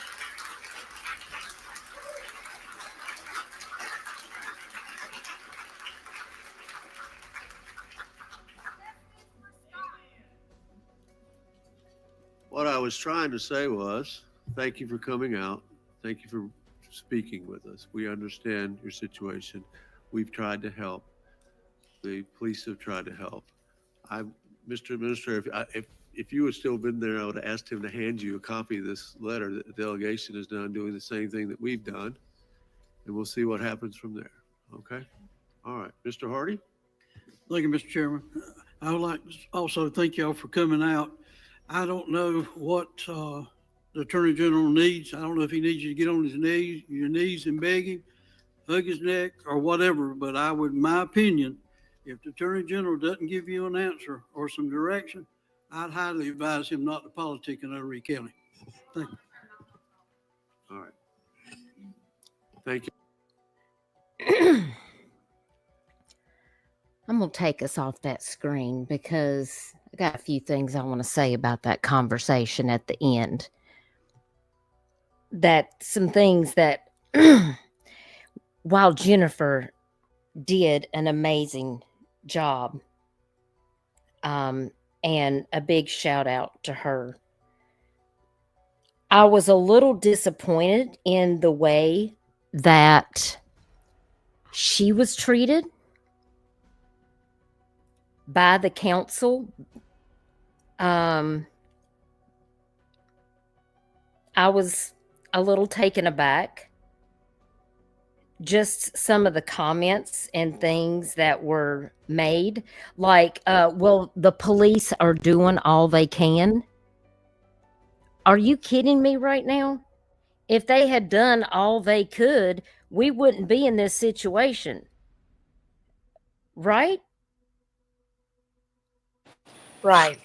And also, there is an independent review.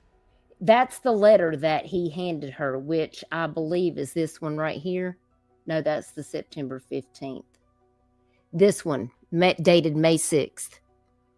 And this is a letter to the Honorable Henry McMaster, our governor, saying that as the Horry County Legislative Delegation, we're writing to seek assistance in regard to the shooting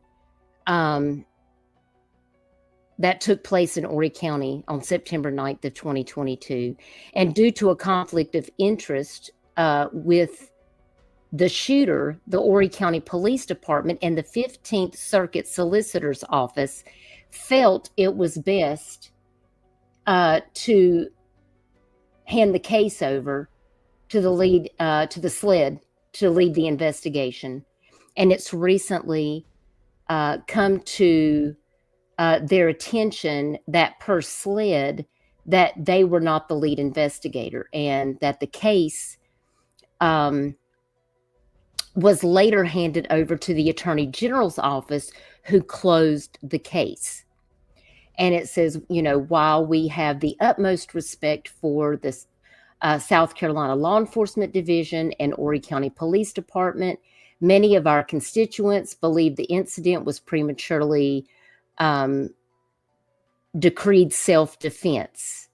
In light of many new allegations and conflicts of interest, we are respectfully seeking your assistance in requesting the case to be reopened and all new evidence considered, and body camera footage and phone conversations may not have been reviewed during the initial investigation.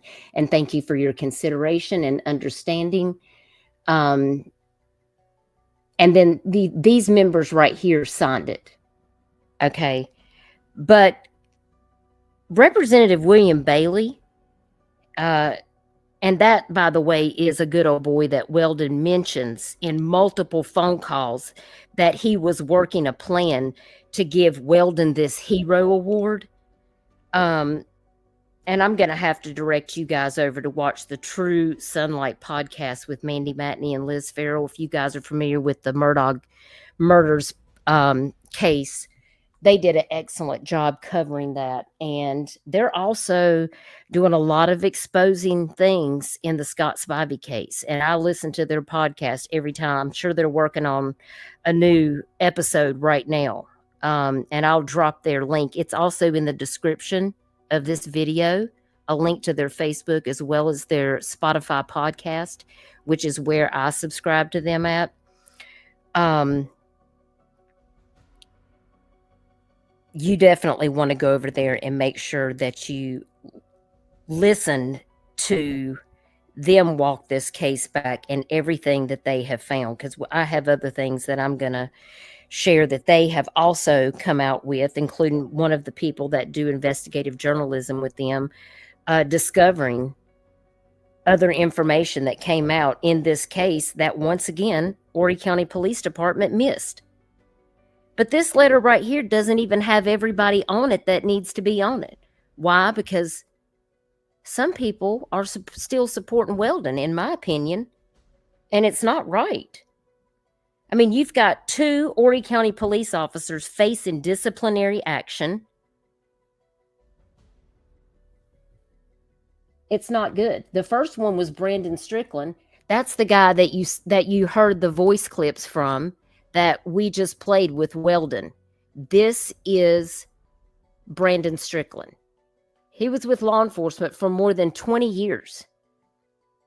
And once Jennifer Spivey Foley, his sister, Scott's sister, got a hold of these phone calls, she revealed that, you know, he was handpicking a detective to go to the scene, that he was working in the shadows on the suspect's behalf, and he assured his friend Weldon, the suspect, and his friend, that they were taken care of by the department. And then he ended up resigning before he could be fired. And let's not get it twisted. Brandon should have been fired. Yes. He should have been fired. Then you have this other guy, and we're going to listen to this next, Damon Vescovi. That's another 23-year veteran of the Horry County Police Department. And that officer wrote a statement that said to act like a victim to Weldon while he was being interviewed, and worked under Brandon Strickland at the time. If the cops on scene were wanting to make this case appear like Weldon was acting in self-defense, they would want Weldon to act like a victim defending his life for South Carolina stand your ground laws to apply. Right? Well, if you got to tell somebody to act like a victim, that means you see them as a suspect, period. Exactly. Yeah. And here it is, episode 98. You listen, you guys have to go over to, I'm going to send you their link to the True Sunlight podcast. I'm just waiting for episode 99 to drop as we speak. I mean, it's when y'all don't see me on YouTube, I'm cleaning my house and listening to this podcast because it's awesome. So I'm going to drop the link for that. So you guys will have that. I want to say something about this guy. You know, he's from Loris. I'm from Loris. I've known him for quite a while. His wife, he has 3 children. Like, what is worth giving up your career? I mean, this man doesn't have a job anymore to support his family. He's got 3 children. I mean, what in the world is somebody thinking as a cop? I mean, you've got to be really not thinking in your right mind, or just, I really don't understand. No, that's right, Shay. Is a free meal worth giving up your retirement, the way that you support your children and your family? I mean, I just really do not get why they did not just do the right thing. It's one thing to Well, like either. know somebody, like I know AJ, I know both of you. If you did something terrible, I'm not going to stand behind you. You know? It's what makes this so bad is when this came out, I felt like dumb as a box of rocks because I called Shay the night that I watched the video and I hear this man saying, you know, I think that this is I know that boy. He's a church going boy. And I told Shay, I said, that's about the only one I don't want to see fired. And then the next day, this came out what he did. I felt so stupid. I felt stupid too because I was like, you know what? That this is going to be the one person who's going to be there to witness everything, and then all behind the scenes we find out, you know, what he did. So, it's awful. Nonsense. Jody Barr, I believe he's with Queen City News, if I'm not mistaken. Am I thinking about the same guy? Jody Barr, it's a guy, right? That you're talking about, not a girl, but a guy. I think he's with Queen City News. He's like the chief investigator for Queen City News. Yeah, I mean, he's pretty good.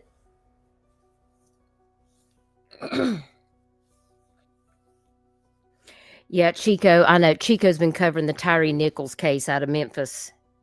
And those police officers were let free today for what they did to Tyree Nichols. And I'm sorry, Chico. She streamed that whole wait, what? Yeah. Yeah. Sure enough. And that's what Chico covers, a lot of corruption. Yeah, the sparks a whole nother outrage again because 3 officers got acquitted on all state charges against them. We are seeing corruption at an all-time high right now involving these cases. And this is what worries me about what's going on here in South Carolina, because it's the same type of issues with these cases. Like, it just really burns me up. Just think about Tyler's case. Like the very night he went missing, the boy that last saw him was allowed to leave. He was not detained. His weapon was allowed to leave. Nobody detained him, and there's a missing person and a firearm involved. I mean, make that firearms. Yeah, and here's the I have the video from Luna Shark. You guys can sub up to them on YouTube as well. I did drop the link to their podcast. Let me see I think I dropped their link to their YouTube in the description of this video, but I will go over here and get their YouTube link so that you guys can go over there and subscribe to their channel. I adore these ladies. They are using their voices to shine the light into the dark places, and they do such an incredible job. So this is Luna Shark on YouTube, and I have a video that I want to play that you guys will definitely want to see about this, the act like a victim involving the second officer. Not Brandon, because Brandon's already quit at this point. So, he quit, but as things were elevating and the sister had decided that she was going to file this criminal lawsuit, he went ahead and dipped early because I think he knew exactly what was going to happen. But I think he should still be held accountable, and there should be an investigation. It's just the way I see it. Fair is fair. Of course. Tyler didn't get fairness. Ronnie Floyd got to keep his job because he's a long-standing officer with the DNR. Exactly. He did Shay's family dirty. Told them to go to church and to get over it. That Tyler drowned, even though there was no proof that Tyler drowned. Right. His bones were going to wash ashore someday. Yeah. But And wouldn't that's what we're someone waiting on on a is for him to wash on shore. What kind of damn officer tells a family that? What kind of officer tells a family that Tyler is in heaven holding a baby that they Thank miscarried? you. That's Oh, what I want to know. girl, Seriously. that was the day I said, my husband said, we're going to get in this vehicle and we're going to drive off because if we don't, I might go to jail. I literally looked at him and I said, do you honestly believe what you just said? Like, I couldn't bite my tongue. I looked at him and I said, do you believe what you just said? That blows my mind. Or telling a guy who's trying to bring whatever they could of Tyler home that they're going to seize his boats and completely ruin his business, because that's what would happen if they seized his boats, because Right. it's not shrimp season. Man, Right. I Joel can't. was done wrong in that situation, 100%. And Danielle, I also sent a message to Mandy Matney, telling her that Shay was, one of my very close friends and that I had covered Tyler's case. I sent her my YouTube channel and Facebook and told her that I adored her and Liz Farrell and all the work that they have done, on the Murdoch case and, calling out the corruption that's happening here in South Carolina. And that I really do hope that they would consider looking into Tyler's case and reaching out to you, Shay, because I think that their voice would help to elevate. I did tell them that it's been more than 18 months that SLED has had a hold of Tyler's case, and that we need more voices. It would be so wonderful if we could bring True Sunlight podcast and have them to shine a light on Tyler as well, because this falls in line with this same narrative of corruption. Like, these cases are not getting looked into, they're just getting swept under the rug. This is just another incident in the same county. I would love for them to help as well. But I would like to also say, let's think about this, guys. So you're being chased by two guys who have guns, and you know good and well that he could see those guns in his rearview mirror. That's why he was running from them. At what point was Scott not allowed to get out of his truck and defend himself? I mean, you think? This is insane. You are being chased by two people pointing guns at you. You get out of your truck to defend yourself, and you're wrong for doing that. And they get no charges. I really cannot understand it. Shay, Jennifer said it best when she said, "Dead men tell no tales." Yep.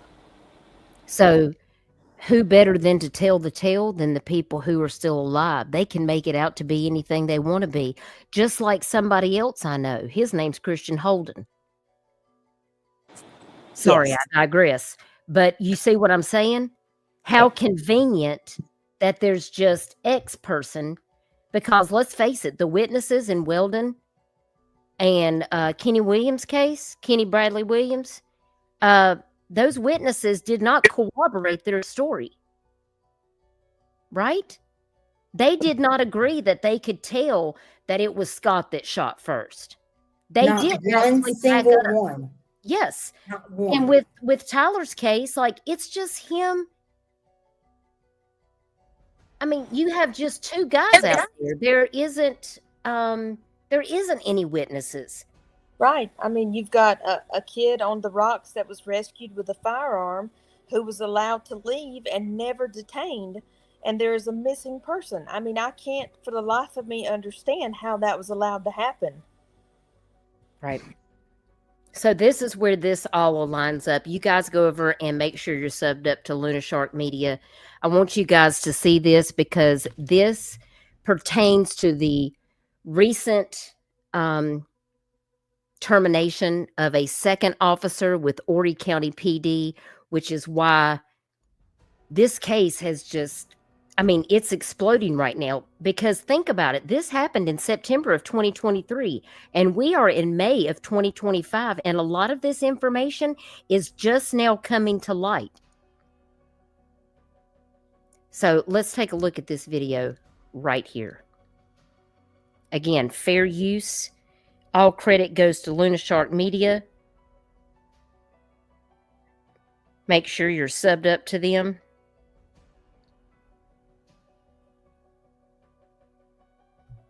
Luna Shark Media brings you breaking newly discovered evidence showing an Horry County police officer, Damon Vescovy, apparently writing a note to 2 homicide suspects encouraging them to act like a victim because of the officer's body cam. Watch this exclusive video and listen to True Sunlight and Cup of Justice podcasts for all the details. Hey, you still on the phone. Do y'all have your IDs or did you give it to him? And I got a CWP too. Okay. All right, so we got Weldon right there on the left and Kenneth Bradley Williams on the right. This truck. I got you. Can I get it or? No, just wait. I'm gonna snap a picture of it. You said it's in the truck? Yeah, it's in a black multi-cam bag. What's your, what was your name? Kenneth Bradley Williams. Kenneth Bradley. Yeah, Bradley Williams. Oh. I did listen, according to what you told me. I don't think so. Huh? I think you're okay. As far as what I've heard. Yeah. Our detectives were already out, so they're coming. 30 minutes into the investigation, Vescovy determines Boyd is, in quotes, okay. Blows my mind. I know. Guys, let me ask you, who you on the phone with? Ken? Yeah. Tell him it's me. It's Damon. Hey, Ken, it's Damon here. Let me Damon, ask y'all something. Damon Scobie. Vescovy. He said to tell you it was him. You want to talk to him? Yeah. It's Ken. Ken, it's Damon. It's Dan's husband. Pause it. Are you coming out here? This don't even, this ain't, how is this even okay? How did he know that he said, who are you on the phone with? Is it Ken? How did he know that that would even be Weldon Boyd's lawyer? Exactly. And he said, it's David. It's Dan's David's wife. Yeah. Dan's husband. Dan's. So they know each other very well. Look, 2015 Absolutely. Loris mayoral candidate Jan Vescovy. Oh yeah, they know each other well.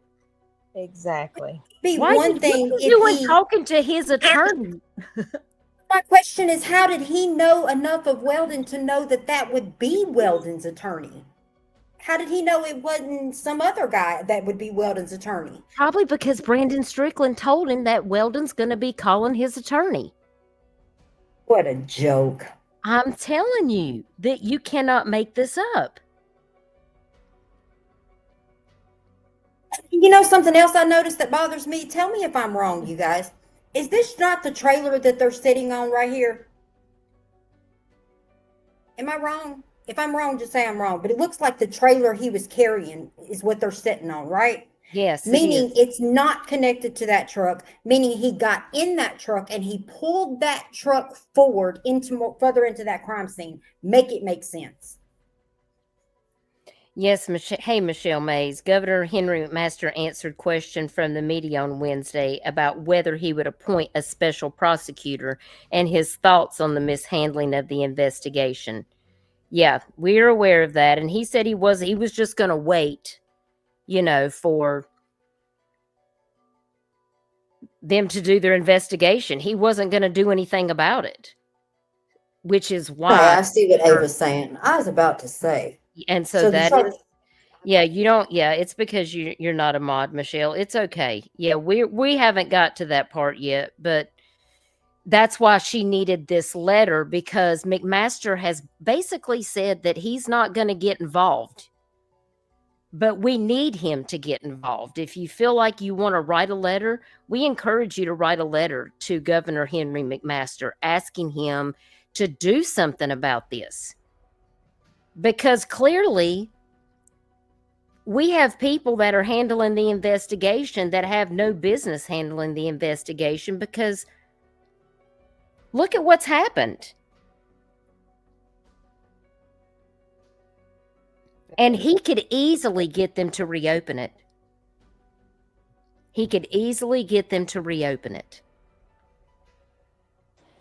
So Damien's wife, Jan, is on the city council of Loris, just so you know, also a teacher at Loris High School. Yeah, they're close enough that he knew that that's who Weldon Boyd's attorney would be. And I'm looking at cases in South Carolina under Weldon Boyd, and I don't see that attorney for him at any other court case. So how did he just happen to know that? That's wild. Cold Case Crystal says, Duchess, this is like Ball's case. Everyone covering for everyone. Yeah, Cold Case Crystal's uncle was murdered, and they just let the people go. And it's gone unsolved since the 80s.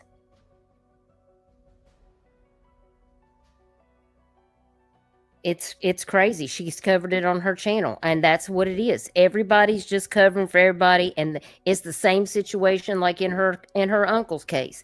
Law enforcement is in on it somehow. They're just not. It's. You think Bradley looks nervous? Nonsense. I agree 100%. He does. He does look nervous. Crystal, and listen, I know in the beginning a lot of people was like, well, you have the right to defend yourself. And then when I started really looking into it, I was like, something is off about this, and I just didn't realize it was this deep. You know what I'm saying? Like, this is something law enforcement should have handled, because if law enforcement would have been left to handle it, and Weldon Boyd and Bradley Williams would have turned around and went the other way and allowed law enforcement to handle it, they could have taken Scott to jail. He could have gotten charged with whatever. They could have handled it, and he would have still been alive. Exactly. I mean, that's all he had to do was just keep driving. And the 911 operator apparently is too stupid to talk down. That one needs to be in trouble too. He does. I mean, what kind of 911 operator doesn't tell him, hey, just back off, stop where you're at right now.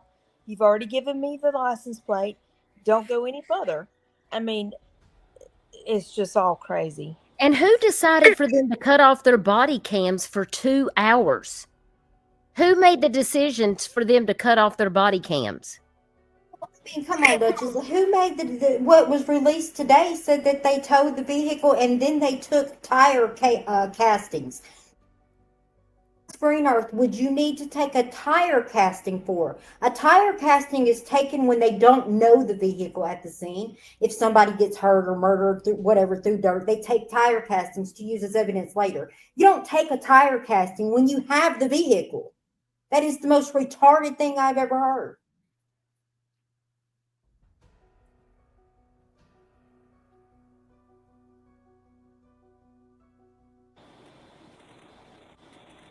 Ava, that's an interesting thing. Yeah, because I heard her say that there was missing body cam. Jennifer. In this video that you're playing right now, in a couple minutes, he's going to ask him, is he hot? Yeah, exactly. Yeah. Danielle, I feel you. She says, I'm so embarrassed to be from Horry County. I can't believe I pay taxes to these people. Lord have mercy. Okay, let's get into it. Let me rewind a little bit. Let me take us back for a few seconds. Get your tinfoil hats. Get your seat belts and popcorn, because I don't know. Deep breaths. Here we go. Do you want to talk to him? Yeah. Here. Ken, it's David. It's Jan's husband. Good. Are you coming out here? Okay. You know how long you'll be? I got you.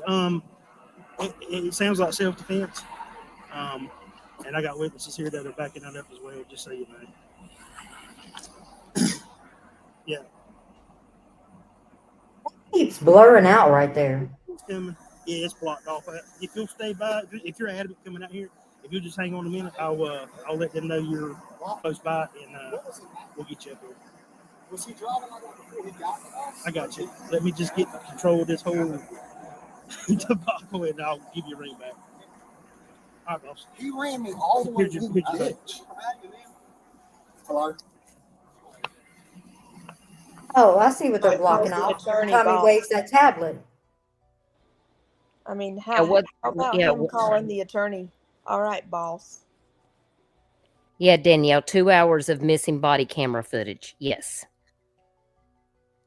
What I'm trying to figure out is the cop that's about to walk up. Somebody please inform me if y'all ever see him go to the Weldon and them in this next segment.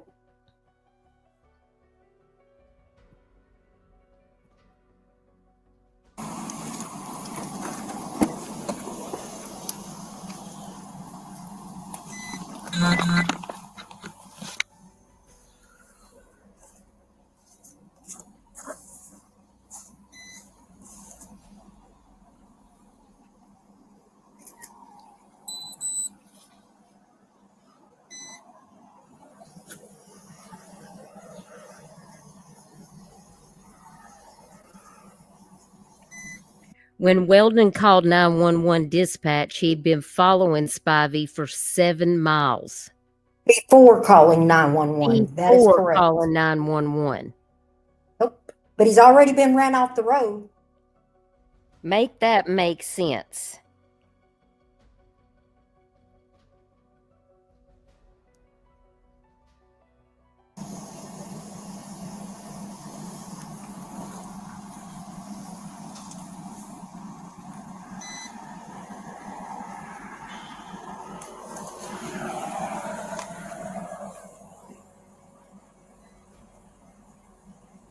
Still don't see no white car either.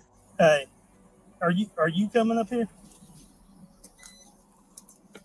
Well, you suck. Who you sending? Oh, who do I Hey, did he just say, well, you suck? He did. Let's go back.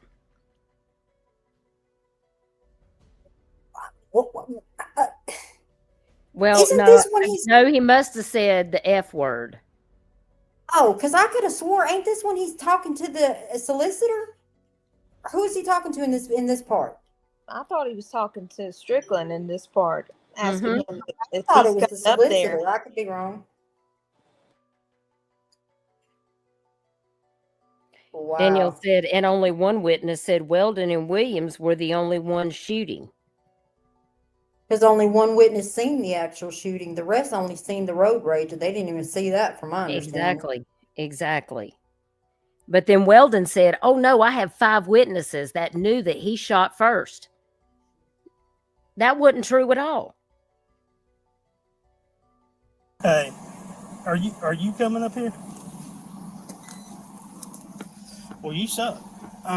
Who you sending? Yeah, are you coming up here? And he must have said no. And he said, well, you suck. You suck, right. Exactly. You both suck. That's what the problem is. Well, you suck. Who you sending? Oh, who do I need to call? Lynn? Okay, sorry. I was giving your name. Of course you were. Road rage, turn, self-defense, 10-7. See, that's why I don't think it's Strickland that he's talking up to. All right. Who's Unless Strickland is asking him, how are you going to rule it?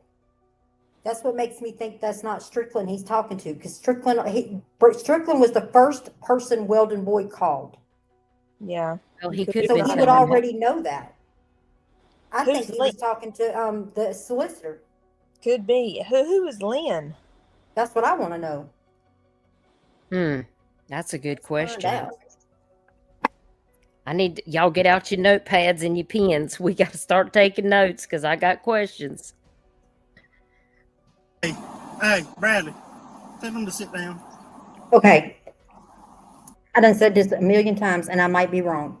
But Duchess, here's my thing right here. I don't see another officer over there at any time before he says this. And maybe I'm wrong and I missed it. And that's why I said, if y'all see it, please let me know. Because if there's not another officer over there that he's calling Bradley, because there's no one by the name Bradley on the CAD report, that means this man knows Kenneth Bradley Williams by that name, because Bradley is what everybody calls it. Exactly. Make it make sense. And he don't even, he just, like, he don't hesitate. Bradley, tell him to sit down. So he knows him. Yeah.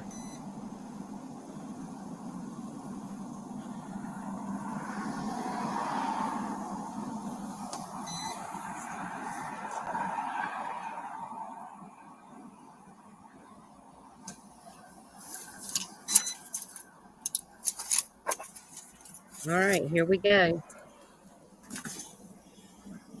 Y'all pay attention.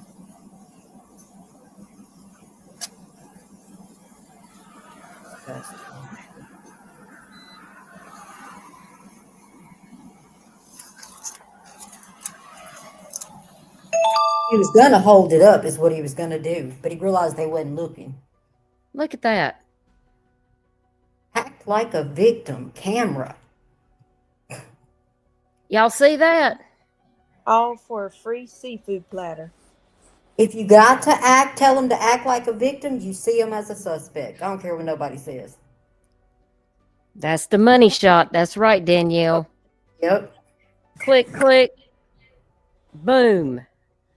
Right here. Nonsense is like, what? You know, he lets Right? cops eat for free at his restaurant.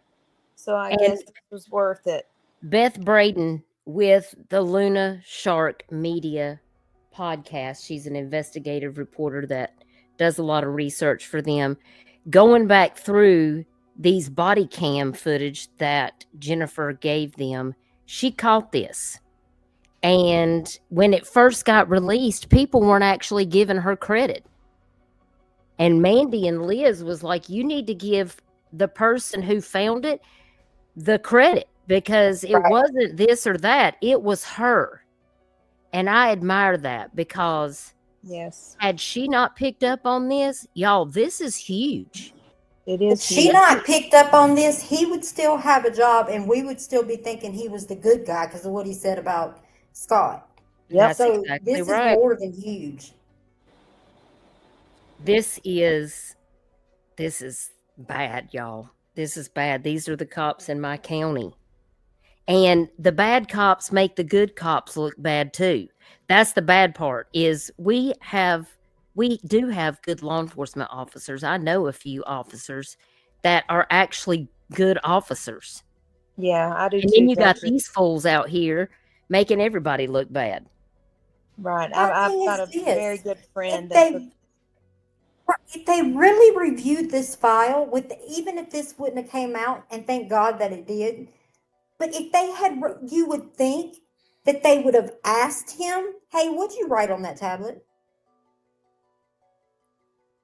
Where's that note? Let us see it. Yeah. Even if they didn't catch it, because she's got a darn good eye. But you would think that they would have asked him, where's it at? Well, what did you write? This was a bombshell. When I saw this, I woke up to this. My inbox was beep bopping, and I thought, Lord have mercy, you've got to be kidding me. All right, we're almost done with this, and then I want to show you guys something.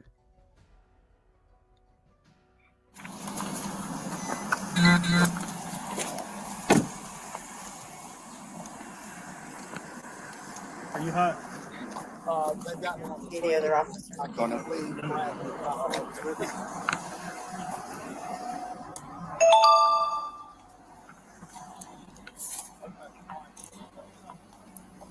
I believe that was the money shot too, right there. Are you hot? Yeah. Well, Weird question he's to be walking asking. back over here. You see him looking?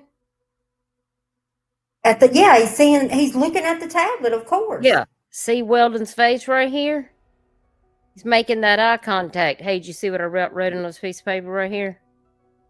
Which goes back to them saying that the first officer secured their weapons. I slowed that video down. He never took Weldon's gun. Yeah. Never.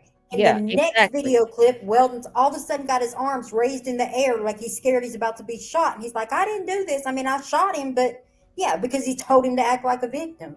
Yeah, and it nonsense blows my says mind. shows it only to Boyd, not Bradley. Nope. Yeah, see, he's acknowledging. He synced it. Let's play it back one more time. I want you guys to see that. He's walking over. They've got me on the trailer bed. I couldn't leave. Here he comes. Now here, he's glanced over, so he's seen it too. Yep. Look, you can see Weldon. He's looking down at the paper. But see, You're a part of this now, Bradley, because you've seen it also. He became a part of this when he lied and gave his statement, period. Exactly.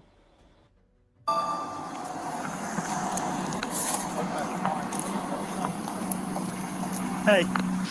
Listen to True Sunlight and Cup of Justice podcasts for all the details. Here's my confusion with this video, and I keep going back to this. So the girl in the white car that makes the original 911 call. First, remember in the CAD report, Duchess, we were reading where it sounded like she went up Camp Swamp Road and then all of a sudden she was turned off off of Highway 9 in the little turnaround? Yeah, and then for some reason she still came back and ran into him again. But here's my thing. She is supposedly right behind them because I've done it from where he says he's passing MYRTLE and where she says she is. It would put her literally seconds behind him. We never seen her car in that video of them passing the fireworks stand. And if you go back right there, her car is not behind that silver truck. But when the lead detective gets there, it's all of a sudden there. So where the hell did she go? Because if it was me and my car had been shot at like that, I wouldn't be leaving the scene. You'd be able to see me. I might not be right there dumb enough to be at where they're shooting, but you're going to see me. Her car is tail to tail with that truck when the lead detective, Allan, whatever his name is, Allan Jones or whatever, arrives on scene. But if you go back right now on that body cam footage, you see the entire area. Her car ain't there. You cannot make this up. You sure can't. Good night, Michelle. Thank you for being here. Yeah, we did watch all the videos, Chico, and we never saw her car.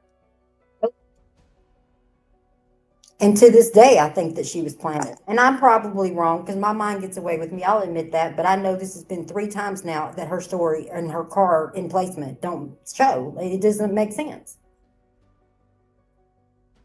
Yeah. Now, of course, I saw that just a little bit ago, you know, Horry County's been giving us some updates about the termination of the officers in this case and, you know, the ongoing investigation. And I wanted you guys to just, you know, listen to a little bit of this for yourself. And I thought it was very interesting. You know, Chris Leonhardt provided this update at 9 o'clock this morning about this ongoing internal affairs investigation related to the Camp Swamp Road shooting case. And apparently a separate SLED investigation into potential misconduct remains active. And of course, anyone that has any information can contact SLED. But what I thought was really interesting was Mandy Matney. When I woke up this morning, I saw her do this headline fix for this breaking news update about dash cam videos mislabeled in deadly Horry County road rage shooting investigation, chief says. And I was thinking to myself, you can't be serious right now. And then she says, headline fix, Horry County Police Department continues to lie to the public about the Weldon Boyd investigation in update to mitigate growing criticism after they were caught lying last week. Again, reporters have got to start doing their job and stop being mouthpieces for corrupt police agencies. I like to fell out. Because here we are again with these crazy investigations going, like they're saying one thing, but then doing another. There's our council meeting.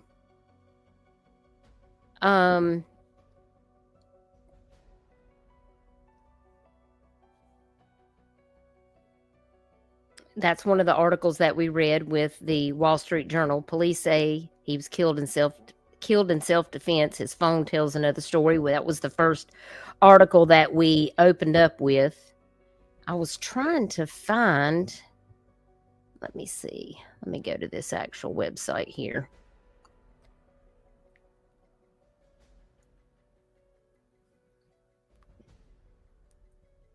Yeah, here we go.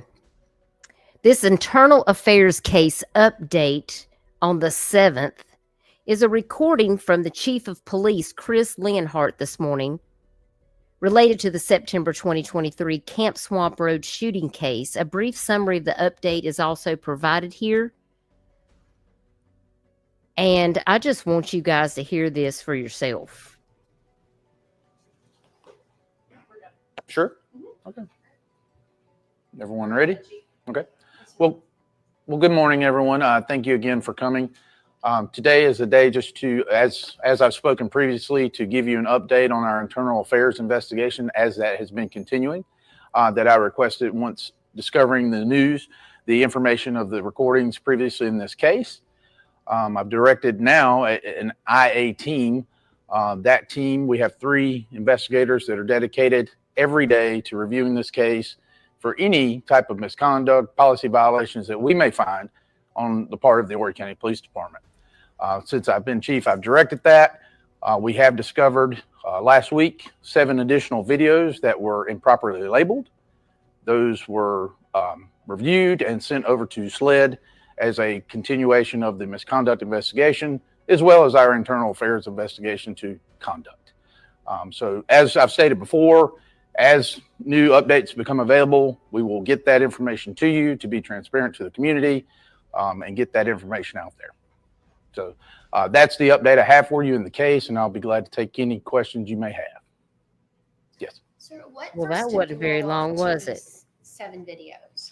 So initially, the current 7 videos, this was still a part of our internal affairs investigation from the original recordings that were discovered. And we were advised of. Once I was advised of that information, I then began, I requested a review of this case through the state, which led to the misconduct investigation. So now that we have our team that are doing our even deeper. Let me just say, how does a professional police department mislabel 7 recordings? And exactly where were those recordings?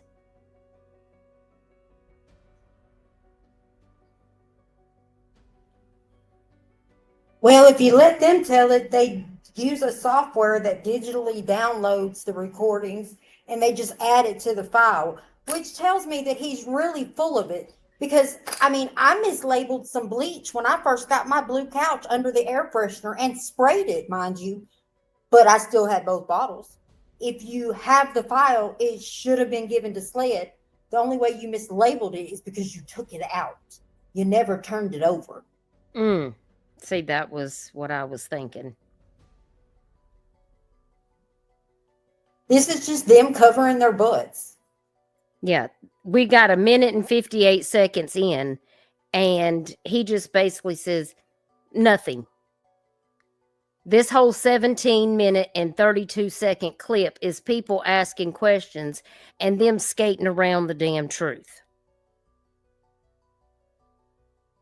Why? Because there's more people involved that might get fired?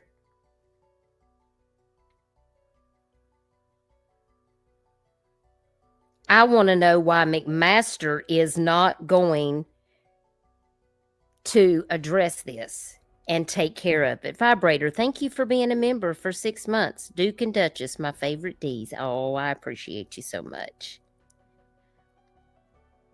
Make it make sense. Let's see if we can find out. Let me see if I can find out. Let me see if I can find out what the update. Let me see if I got a video for today. Pretty sure I do. Let's go over here and see if we got an update from WMBF News. Dashcam videos mislabeled in deadly Horry County road rage shooting. Let's go back over here. Let me enlarge this so you guys can see it. County Police investigation is once again expanding tonight, potentially putting even more officers under the microscope. Our Ashley Listrom joins us here in studio explaining what we've learned today and giving us really a refresher on this lengthy and complicated case, to say the very least. So I was telling you, there's a lot to unpack here. As Horry County Police Chief revealed today, up to 3 of his officers could face, quote, violations over, quote, improperly handled and mislabeled dash cam video, all recorded during the response to a deadly 2023 shooting. The agency has yet to actually show us that video or tell us exactly what it shows, but its members are now offering up this message tonight. I have honor and integrity, and I hold myself to an extremely high standard.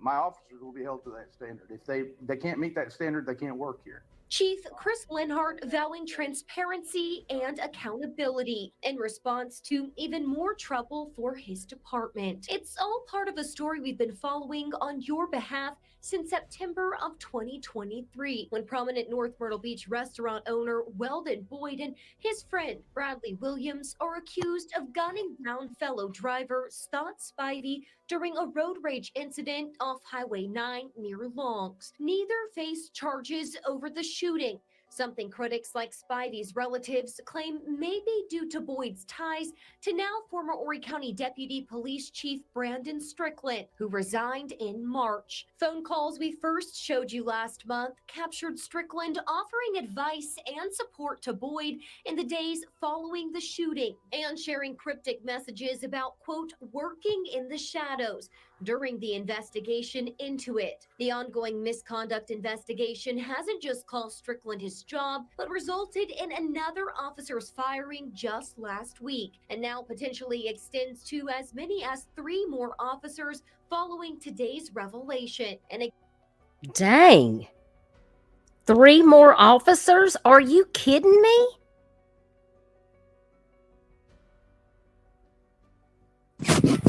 Sorry, y'all. I had to take a call, but I missed what was going on prior to. But I mean, I feel like the new chief, is, doing something to take action. I can't believe there's going to be 3 more officers that could potentially be under investigation in addition to Brandon Strickland and Vescovi. I mean, this is, I can't even wrap my head around it. Me either, but the key thing. Sorry, I don't agree. I think that the only reason that he seems to be doing something about it is because he's scared if he don't, the new position he's put in is going to get called out to. That could be right. You're right about that. Because think about it. He had to have seen this file. He knows that those police recordings were missing. You could be right about that too. Yeah, I for really sure. just want to know who gave Strickland the insight to let him know, hey, you need to go ahead and quit before you get fired. I want to know that so bad. Who gave him that insight? That's what I asked earlier. Yeah. And I guess that, Go ahead. I guess that, I mean, the fact that he's actually standing up and he's taking accountability, I have to respect that. But at the same time, I just feel like with this, everybody's so corrupt that, like, I mean, I thought Richardson was being a good guy when he sent that letter to Sled, but come to find out, he hasn't proven to be on the up and up either. So, I mean, I want to give this guy right here the benefit of the doubt, but I'm just like, at this point, they've ruined it for everybody. They have. That's true. Mm-hmm. All right. I'm going to continue. PD has not yet shared the dash cam videos we just told you about. It does confirm it will continue investigating any possible misconduct in this case for as long as it takes. In a short amount of time, we've reviewed this case. Several folks are no longer employed here. Some folks are facing disciplinary, and they could be future disciplinary. depending on what our team is finding. This is an ongoing internal affairs investigation, so we're not done yet by any means. Like I said, I mean, there is a lot to unpack here, but you can learn everything we've uncovered in this case simply by visiting WMBFnews.com. In studio, Ashley Listrom. Now, I know that Nonsense did send me a article from the Post and Courier, which has some of the similar things that we've discussed in. And that was just written 17 hours ago. And the title of that article is Some South Carolina Lawmakers Are Calling for Further Investigation into Scott Spivey's Death, and Here's Why. And it does feature Kevin Hardy, who is out of Loris. He's one of the 9 members of the Horry County delegation that signed that letter that I read earlier on in the live stream, asking Governor Henry McMaster to reopen the investigation because they've got some legitimate questions with all the new evidence that has come out, and it's overwhelming people calling Kevin Hardy wanting help. And of course, you know, this case has generated national headlines and led the departure of at least 2 county officers. And this is exactly why people have been writing letters to Governor McMaster, you know, wanting this to be taken seriously. And it was signed by Hardy, Heather Emmons Crawford, Lucas Atkinson, Case Britton, who is another attorney, Jackie Hayes, Tim McInnes, Carla Schusler, Val Guest, and Carl Anderson. And, you know, basically it just recaps the story that we have already talked about. And I don't see a video necessarily that goes with it. But what is delegation? What is, because y'all call it different things than we do. So it's like the city council. Oh, okay. It's like the different districts. Okay, so it's not like the oversight committee. For the parts of the county, there's different districts, and it's all of those people that come from the different districts of the county. Mm-hmm. Yeah, because how many people were there last night, Shay, that sat on the council? There's at least 10, right? Yeah.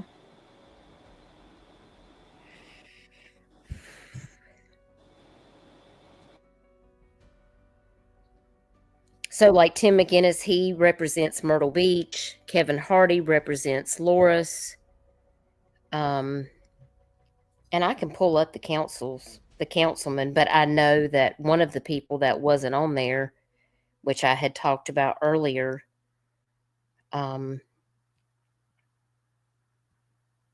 think it was Wilson. Let me look and let me go back and see. And I'll tell you who that is.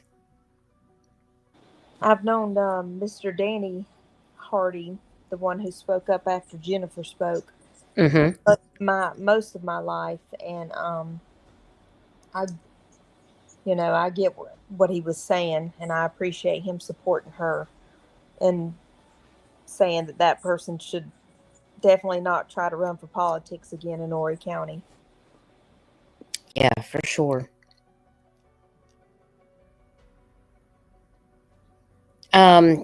And it's Representative William Bailey. Yeah, that's the good old boy that Weldon mentioned in multiple phone calls that he was working a plan to give Weldon a hero award.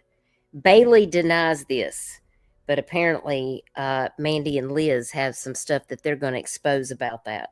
And I'm here for it. That's probably going to be on episode 99. Wait, because let me ask y'all something. How would you feel if you done put this man, and I'm not saying the man did or didn't, I don't know too much about that part of the subject, but if you put his name out there, because I know Weldon said this to Bradley too, and then this man, when it comes to the public, denies ever telling you that, or denies ever telling anybody that. If that don't tell Weldon Boyd that when it all is said and done, he ain't got as many friends in his back pocket as he thinks. Because people are going to look and say, well, this man's done lost his job. This man's done resigned. What is going on? I'm not supposed to be a part of it. Yep, that's right. Let's see. William Bailey. Yeah, he does represent Conway.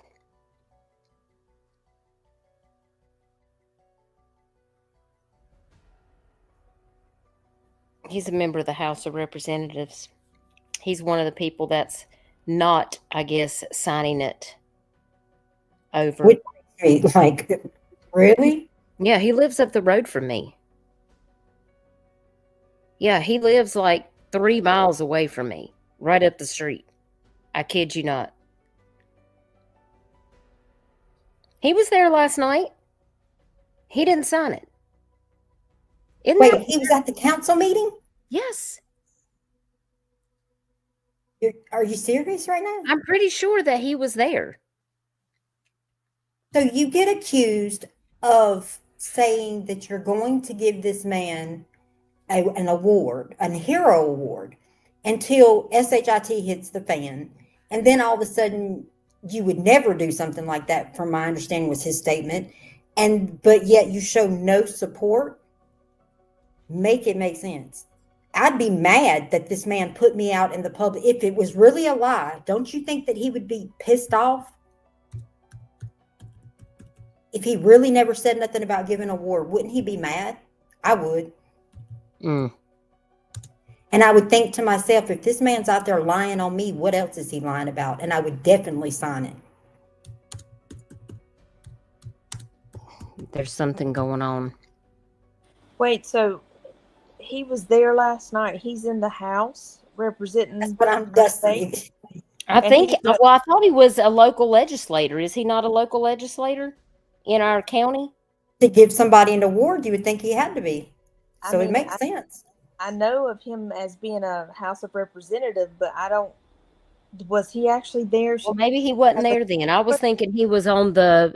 I was thinking he was there for that represented locally from Conway, but maybe not.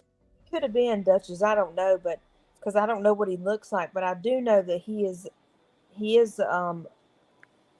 in the House. I mean, he's a House of Representatives, but I don't know about. How in the world's Weldon going to contact him? There you go. Thank you.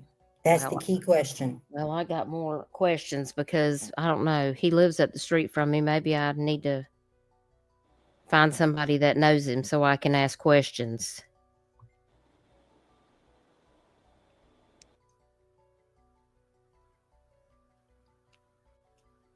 I was hoping I could find a video of McMaster, but maybe that's on Facebook.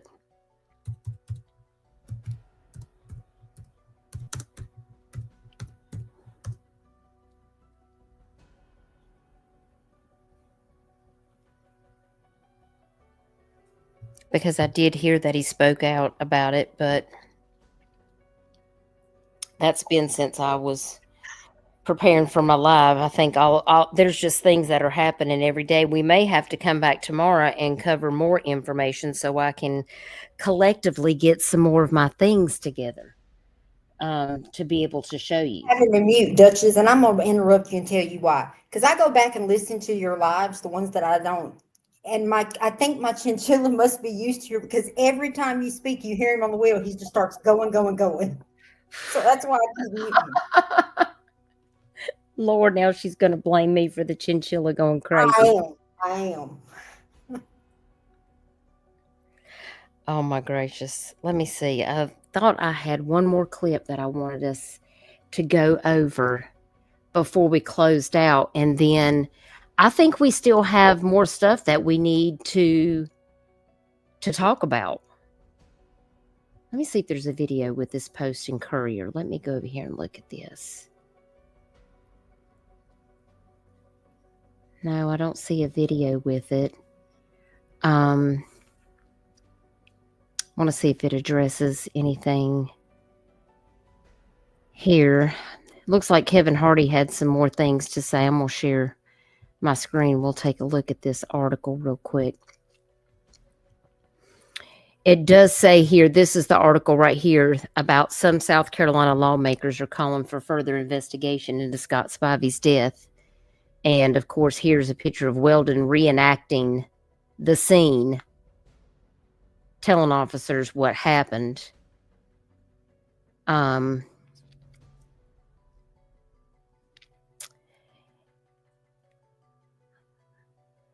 Let's see. It says here that the county police initially investigated the shooting, but later they asked for SLED's help after Boyd wrote a Facebook post thanking the Horry County PD, which I believe we covered in part 1, and the 15th Circuit Solicitor's Office for their work on the case, according to a September 15th, 2023 letter that Solicitor Jimmy Richardson sent the South Carolina Attorney General's office.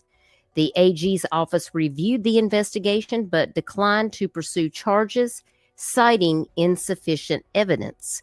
But multiple state lawmakers maintained that key evidence was not reviewed during the initial investigation and only came to light because of a civil lawsuit filed by Spivey's family.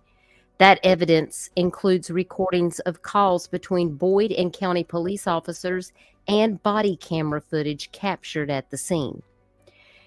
I don't think they saw that in the first go-round, Hardy said. Evidently, nobody saw it.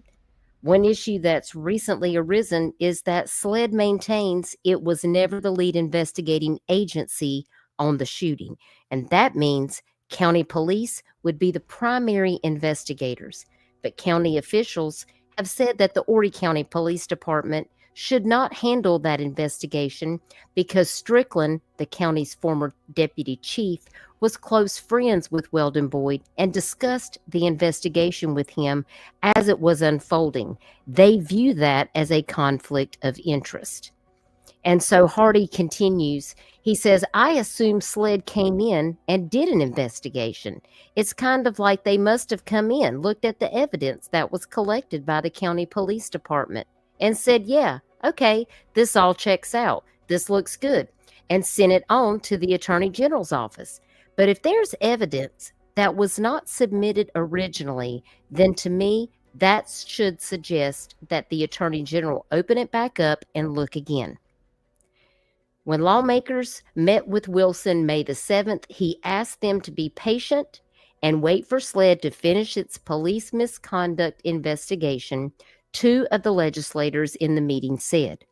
Hardy and State Representative Tim McGinnis of Myrtle Beach said SLED is focused on how county police acted after the shooting, but that investigation could lead the agency again to look at events leading up to the gunfire. So that is basically what they're pushing for in this letter that they wrote at the request of Scott's sister Jennifer, to see if they have any new evidence, see if they give us some big revelation, see if they give us that revelation when the Attorney General again indicated his willingness to let another solicitor take a fresh look at it. Hardy said that the delegation has been told the misconduct investigation could be finished in weeks instead of months. And he said he's willing to wait, but there are many of his constituents with questions. And the sooner we can get answers for the family and the community, the better. And McGinnis says he agreed, but with a caveat. He said, I want these agencies doing a thorough investigation and not leaving anything unturned. There's so much more evidence that seems to have come to light in the years since the shooting, and there's a lot of stuff to go over. And I just hope they do a good, thorough job and we can get to the bottom of this and as close to justice as we can. Now, in my opinion, with saying all of that, if you already have conducted said investigation and closed it because you didn't feel like that there was anything that was merit in the case to indict Weldon and Bradley, why would you give it to the same agency? Would you not want a fresh eyes that don't have any hands in the pot already to take a look at this? Shay, AJ, what are your thoughts on that? Being said, I think Department of Justice should investigate this. I don't think anybody in Horry County or South Carolina, for that matter, should be looking into this. And I also think that they should be well and ready for any cases that these cops that have been found to have done wrong to be overturned and reinvestigated. So right now, not only have they done the Spivey family wrong, not followed what they're supposed to follow, but how do we know who else they've done wrong? Y'all got to think about it. There's a cop, an actual cop who had been on the force for years, who shot a man in the back and went to prison. You got Weldon Boyd saying he's trying to run from me now. So you put a cop in prison, and don't get me wrong, I fully believe the cop's sitting where he should be. But the whole purpose was he ran from him and shot him in the back. Weldon Boyd says he's running from me now. Yes, exactly. And lo and behold, Spivey was shot in the back. What's the difference? How many other cases have these cops been on that they did wrong? I mean, is there people sitting in prison that really shouldn't be? Is there people not sitting in prison that should be? This is a whole can of worms. DOJ needs to be investigating this.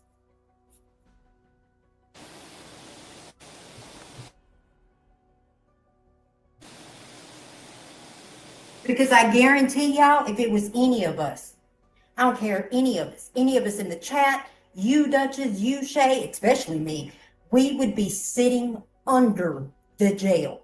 They went and they arrested Tyler for a person sending a text message telling Tyler that he was going to whoop Reed's ass. Yep. And Tyler told him, I'm giving you a heads up to get your hands up. And the dude said, I'm on my way. He was standing on his own property. The road to get there, the road is a private road that Miss Linda and them named themselves, and they still arrested Tyler and his daddy for attempted murder. Exactly. I mean, so how can he get away with what he's done? And then my brother and my nephew are arrested on private property. They had no idea that these people were coming down the road, and it was something that Reed was doing inside to cause all this. Yeah. And look, here's this original letter. Had to spend thousands. I've seen it my own eyes. Thousands to be able to bring them boys home. But this man never gets arrested. Y'all make that make sense. Yeah. And like, here's this original letter from Jimmy Richardson right here at the solicitor's office talking about the shooting and that the Horry County PD has asked SLED to assist. And about one of the reasons is that Weldon Boyd posted that thank you note on Facebook for the hard work of Horry County Police and the solicitor's office. And before and after that post, the solicitor says, I've received several calls from community leaders with questions about the case. Rumors have slipped in to fill the gaps as the investigation has carried on the past few days. I do not see a conflict. However, I never want to be in a position where there is an appearance of impropriety. Therefore, I'm requesting you to consider reviewing HCPD and SLED's work to determine if charges should be made. As always, I thank you for all that the Attorney General's office does for us to help uphold the public's trust in the process. Don't think that I hadn't forgotten about this. Because now we're having to write another letter because nobody still did their job. If you had such faith in the system, what happened? It don't seem like it got us very far, right? I just, I don't understand how they get to pick and choose who can stand their ground, I mean, maybe I can't make if it make there's any sense. attorneys out there that Still think that it was him that cop called. If there's any attorneys out there listening to this, look into my brother and my nephew's case of how they were arrested on their own property that was private from a mile off the road. Shay has driven that and videoed it just to show me. When I Mhm. tell y'all that you can't see them houses from the road, you can't see them from the road. Like, it is a gravel road that was not originally there. It was put there. It's named Beauty Avenue from Miss Linda's Beauty Salon. It wasn't Right. a city road.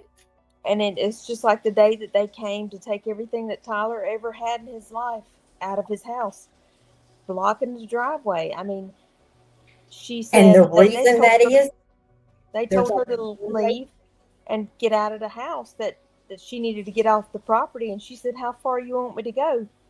I own everything you see around you. So how far do you need me to get off my own property? and the guy got out with a gun. Right. I'm telling you now, they're lucky Tyler let them actually make it to the house, because once you've seen those headlights on that gravel road, there ain't but one house up there. There ain't no other roads. There ain't no way to turn off. You couldn't have been going nowhere else. You knew where you were going, and Tyler still got arrested. That's right. And, it turns out it was something Reed was having beef with somebody inside the house that Brian and Tyler had no idea. The car pulls up in the yard and they shoot. And then what does my brother do? He runs in the house with Tyler, and they come back out to defend themselves, but get arrested later. And we find out later on that, of course, one of the kids in the car had a uncle who was on the Horry County Police Department as a police officer.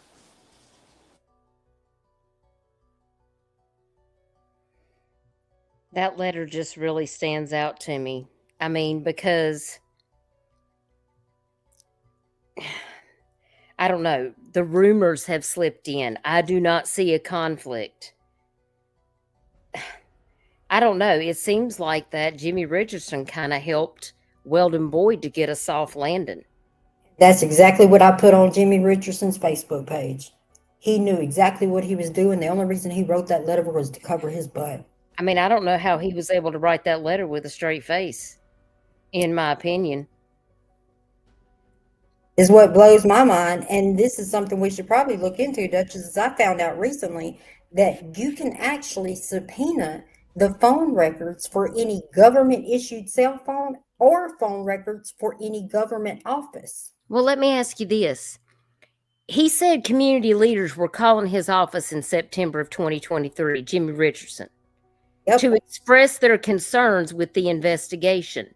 Well, if those same community leaders are calling him now, maybe they should ask him why he sent a message to Alan Wilson's team that he don't see a conflict, because that just seems like a tip-off. I'm telling y'all, I'm willing to bet anything that the cop called was Jimmy Richardson. Because he would have, the only way that it would be Strickland is if Strickland said, what are you going to, and that'd be even worse, what are you going to see it as? And then he responded, road rage. I bet you that was Richardson that he called. It could have been. That would be more plausible. Yep. And he specifically said, well, I was given your name. Well, I was given your name, meaning Boyd gave Richardson's name. Make that make sense. If you listen to what he said, yeah, well, I was given your name. Who are you sending? How so Boyd's just popping off names like that? I mean, yeah, he's arrogant, but I just feel like that's just not something he popped off names that he thought that he could pop off. That's what that was.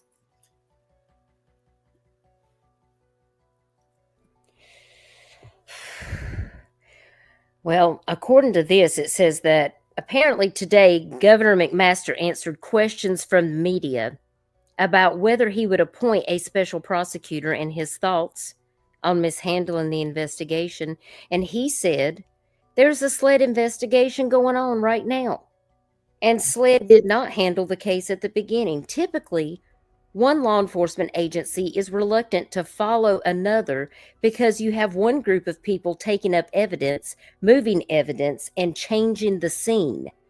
But because of these allegations of misconduct, that is clearly something that SLED can look into, and they are.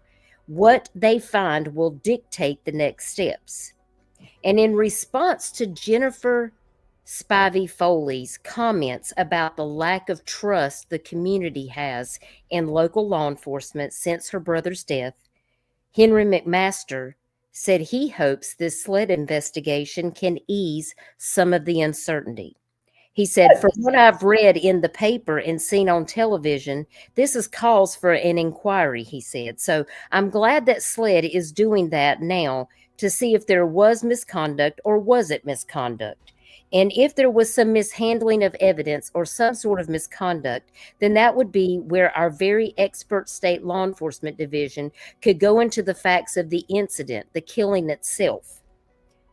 And then it said the Attorney General's office previously declined to press charges against the case of Boyd, citing this lack of evidence. And that was it. And I felt like that was just a bunch of word salad that didn't say anything. It is. And guess what I just found out? Do y'all remember in that video when he's talking to that person, he said, "Who are you sending, Lynn?" And we all asked who Lynn is. Wasn't it? Did y'all remember that? He said, "Who are you sending, Lynn?" Lynn is a solicitor. Lynn is from the solicitor's office. Oh, no kidding. Sure is. Yes, Shay, you sent me that picture that I shown earlier, right here. Yes, that is the acting deputy chief on the left. Whew. So my mom just asked me, she's the one who just texted me that morning. Yes, ma'am. Yes, ma'am. That's why I showed it at the very beginning, because this picture, That's the, wait a minute, hold on, stop. Are y'all saying that's the one who's been given the news broadcast, or am yes, ma'am. That's what my mom Yes, ma'am. Are y'all serious right now? This is Leonhardt right here. She And asked this me, is Brandon. she wanted to know. Told y'all I don't trust him. The chief of police now. Hey, but wasn't it him that said that nobody, it shouldn't be, that if they have any connection, I believe he said that in his first ever, when he first took over this and made his first little announcement thing, any connection, and he also wrote it, that if they're supposed to notify their superior. Is this right here in this photo not a damn connection? Yep. So he needs to go too. There is just, I can't even. Oh, Chico's got some questions. I'm going to send her a link. Hang on, Chico. Let me get you a link, baby. And Chico, you are absolutely right. We can contact the DOJ, and that needs to be everybody's next step. And this is insane. Listen, y'all are blowing me up. Thank you, Danielle. Danielle just sent me a damn article. Thank you for sending me that. Danielle Todd, such a sweetheart, sends me this article, and this article, y'all, let me pull this up. Let me pull this up real quick. Give me 1 second. Hang on, Chico. Hold the phone. So proud of Miss Linda right now, because I've been seeing that video picture many times, and I never noticed that was him. Hey, Chico. So first things first, y'all do realize y'all can contact the DOJ yourself, right? You don't have to have the state attorney general. You don't have to have the law enforcement. You can contact them yourself and be a whistleblower. If I'll you be a have whistleblower proof, all day, because that's what I'm about to do. yeah, if you have proof that there is some shady stuff going on, you can contact them yourself. You do not have to wait on local law enforcement or your DA, prosecution. You don't have to do none of that. Contact them yourself. If you feel like you have enough evidence, send it to them. Show them. And I believe everything she's saying because it specifically says on the DOJ's page, they investigate corrupt law Yeah, departments. that's we just went through it in here in Memphis. And that's why, like, today has been a rough day for me. So I'm not going to be here long. Dutchy already knows because I have covered the Tyrese trial from start to finish, and Yep. today has been a very exhausting, especially for me mentally, because I am a Memphian and I know what that trial meant to us.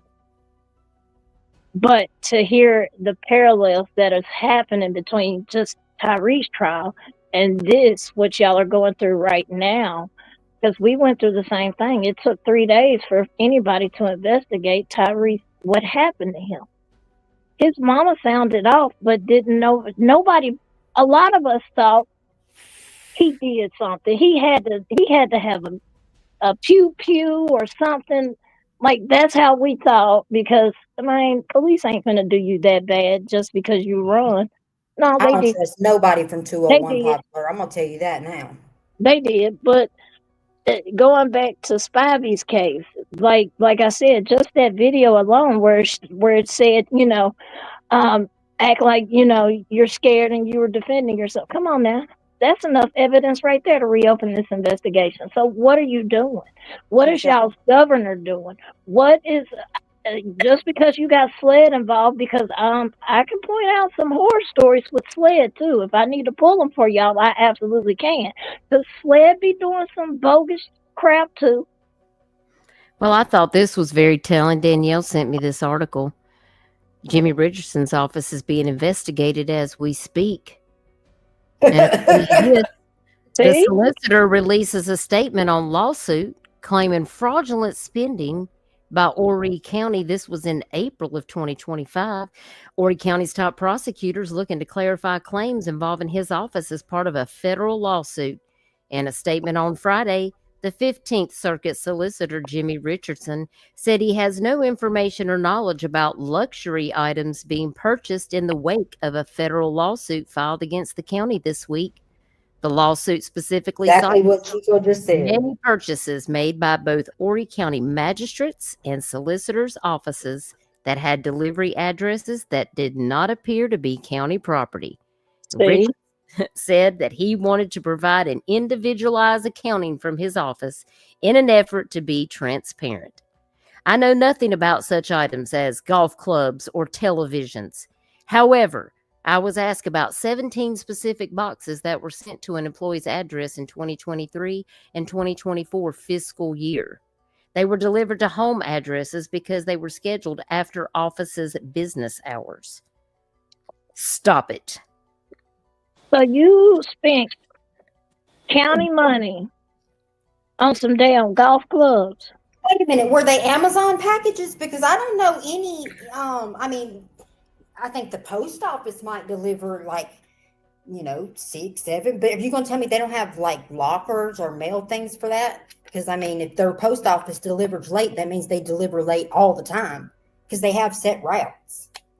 I'm sure most of y'all know about what time your postman runs. It don't change every day. That mine be late. Mine be Apparently, late. according to Richardson, the itemization claims the boxes contain textbooks, supplies for treatment court, crowd control barriers, urine testing supplies, office furniture, air purifiers, and 2-ring doorbells used for the treatment court buildings. Well, how did it get to be that there was golf clubs? Yeah, where the golf clubs come from? I don't know. That's what it said up here. Lawsuit claims that Horry County funds used to buy golf equipment, TV, and luxury items.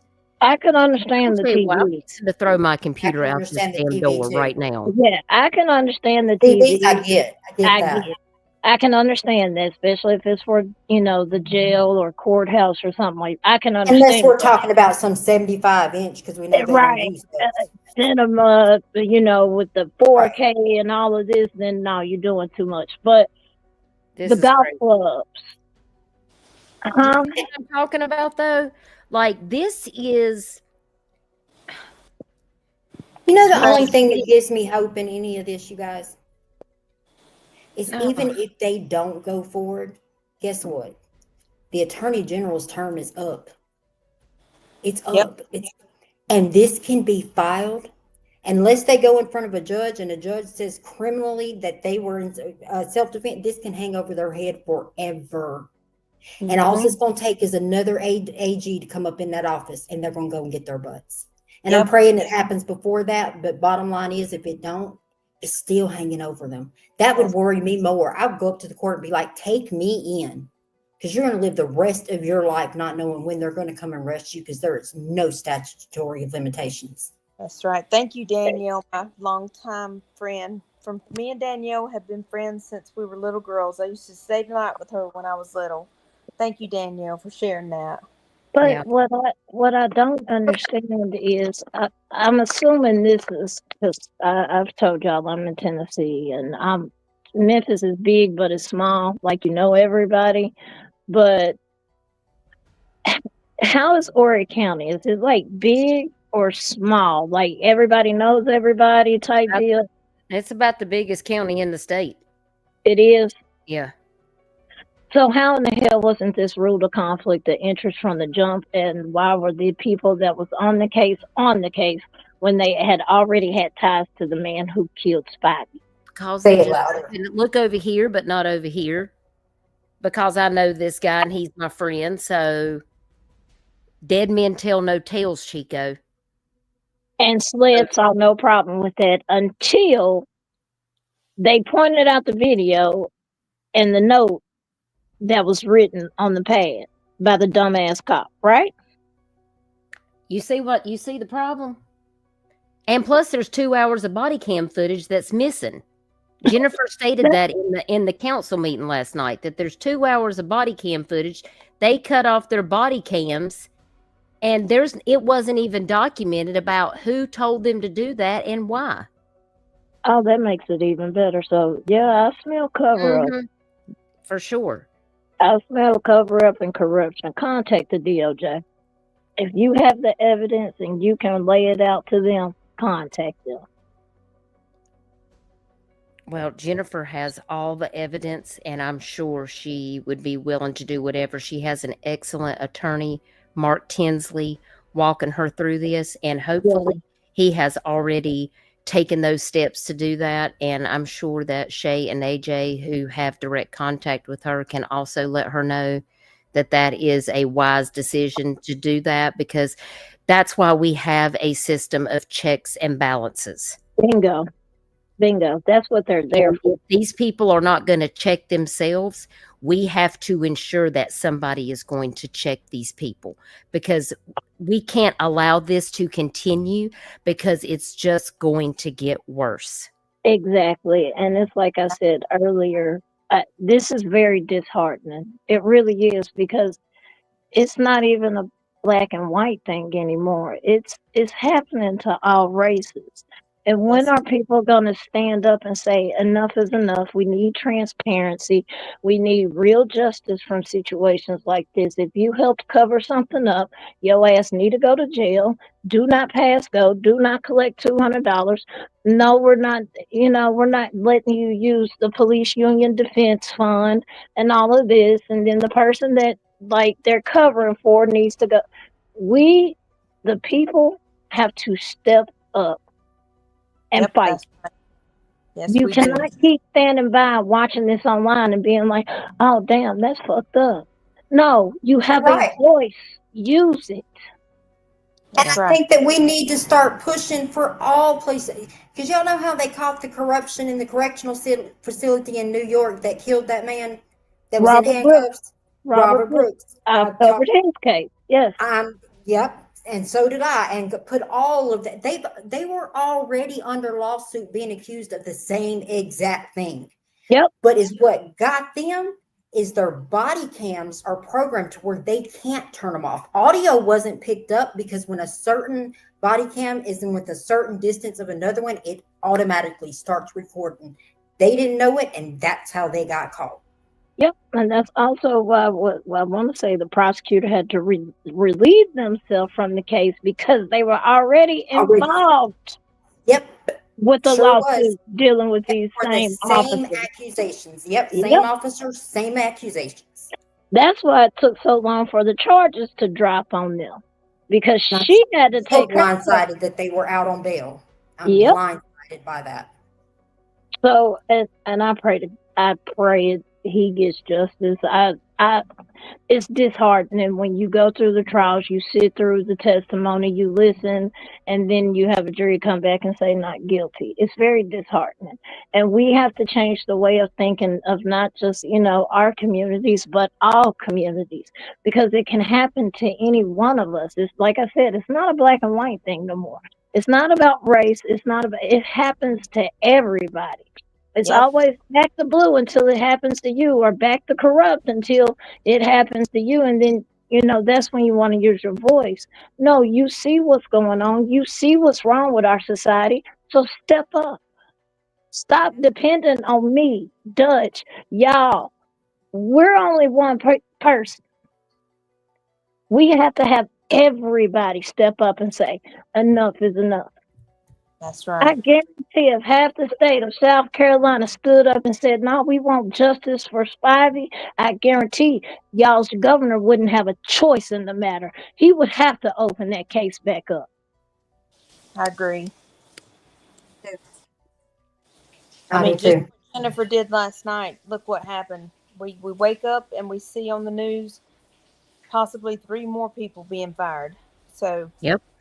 a group of people in a building stood up last night and made some change, and we need to continue to do that. I agree with you completely.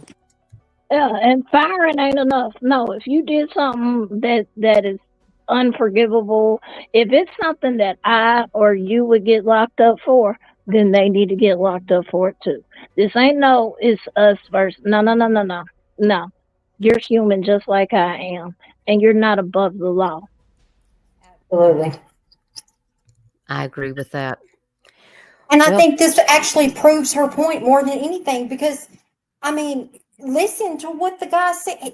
At one point, Strickland tells Weldon, if you would have been a few miles ahead, the outcome wouldn't be the same. And he was talking about if Scott would have made it across the North Carolina line. So if you see it as a crime, if it's across that line, why is it not a crime when it's across yours? Bingo.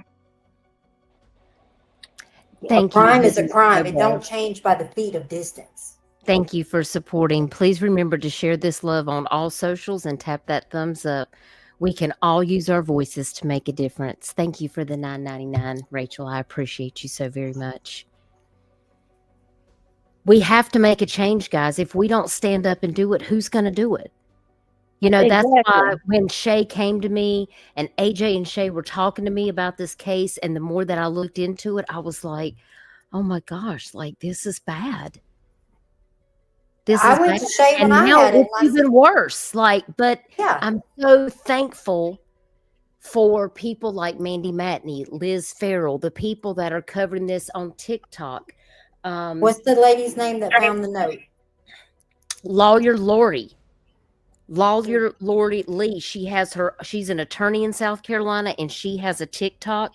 And I encourage you guys, if you're on TikTok, you need to go over there and check her out as well. Her link is in my description. She is talking all about these cases. She talks about corruption in South Carolina, and she is on Horry County's neck. And she's an attorney. Good. Yes. And so, I have reached out to her because I want to play some of her clips, which is why I said we might need to do a part 3. And as more of this stuff unfolds, we might have to just revisit this once a week so that we can continue. Yeah, because it's not over. Oh, it's not. It's not over. It's not near over. For sure. I think that's a great idea, because this is nowhere near over. It's just getting started. Right. And I said I wasn't going to keep y'all here longer than 3 hours, and we've been here 3 hours and 13 minutes. I'm sorry.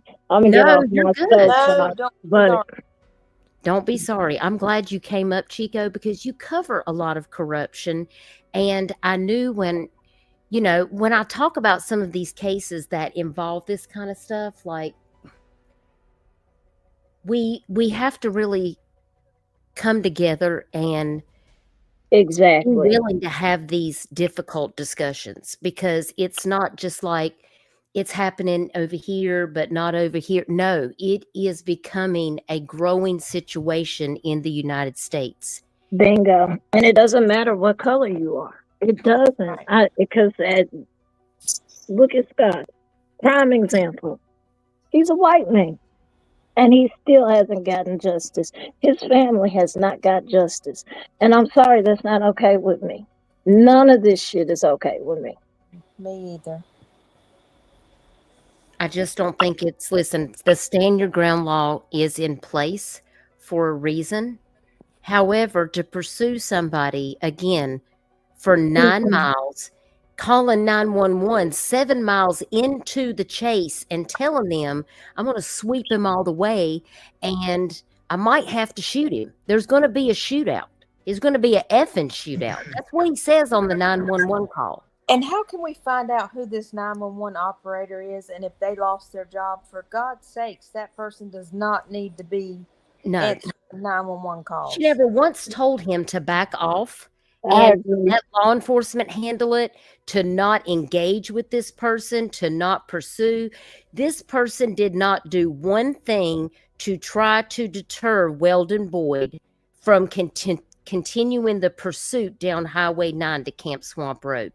This could have been prevented. And it was so bad after he was done unloading all those rounds of bullets into Scott's truck. He's screaming at Scott saying, why did you do this? Why did you do this? And the 911 operator says, I don't know. And then he says, are y'all shooting? Are y'all shooting? There was not a change in the octave of his voice, not even a little bit. He didn't act in any type of way like he was upset or shocked, or he just continued talking just like this, and his voice never changed. Like he was slow or something. It reminded me of the 911 operator here that lost her job because she I don't know what the hell she was going through that day, but when Dutch, you may remember when we had that inspection on the DeSoto Bridge, and it was that imminent failure because there was a major crack that the inspection crews missed. And the girl called in, one of the engineers called in the 911 and told them, you need to shut the bridge down now because it could end up bad. And the dispatcher, we can't just shut down the bridge because you said so. She's like, I'm an engineer, and if we don't get this weight off of the bridge, all of this traffic can end up in the Mississippi River. She was so nonchalant the whole time the engineer was telling her, we need to shut traffic down. She ended up losing her job for that because that could have been a major catastrophe. You're talking about a major thoroughfare, a major bridge that goes from Arkansas to Tennessee that is used on a daily, especially with commerce. And these people could have ended up in the Mississippi. Yeah, so these 911 operators need to be like, I don't know what needs to be done, but for God's sakes, if this is happening all over the whole country, something has to be done to vet these people before they hire them. Yeah, there's a lot of people that need to take accountability for the part that they played in allowing this to continue forward. You know, there needs to be accountability for sure. Questions they ask you during your interview, I'm going to tell y'all now, they are well, for Arizona, they are anyway. They are absolutely insane. I promise you, I will pull up the document and send it to you, Duchess. One of the questions is, do you like clowns? I swear to God, I'm not making it up. Wait a minute, what is the question for? Why is So that? when they do your interview, they ask you 50 questions. And you have to answer honestly. And one of the questions is, do you like clowns? I promise you. No, I hate clowns. I do too, but why would you need to know that? Why would you need to know that? That doesn't even make sense. It doesn't. Like, what does clowns got to do with it or dispatching? Like, I don't know if they do it to catch them up, because like the question will before be like, did you ever smoke weed as a teenager, or did you ever smoke as an adult? And then they'll just ask them the most off the wall, insane question that has nothing to do with any of it.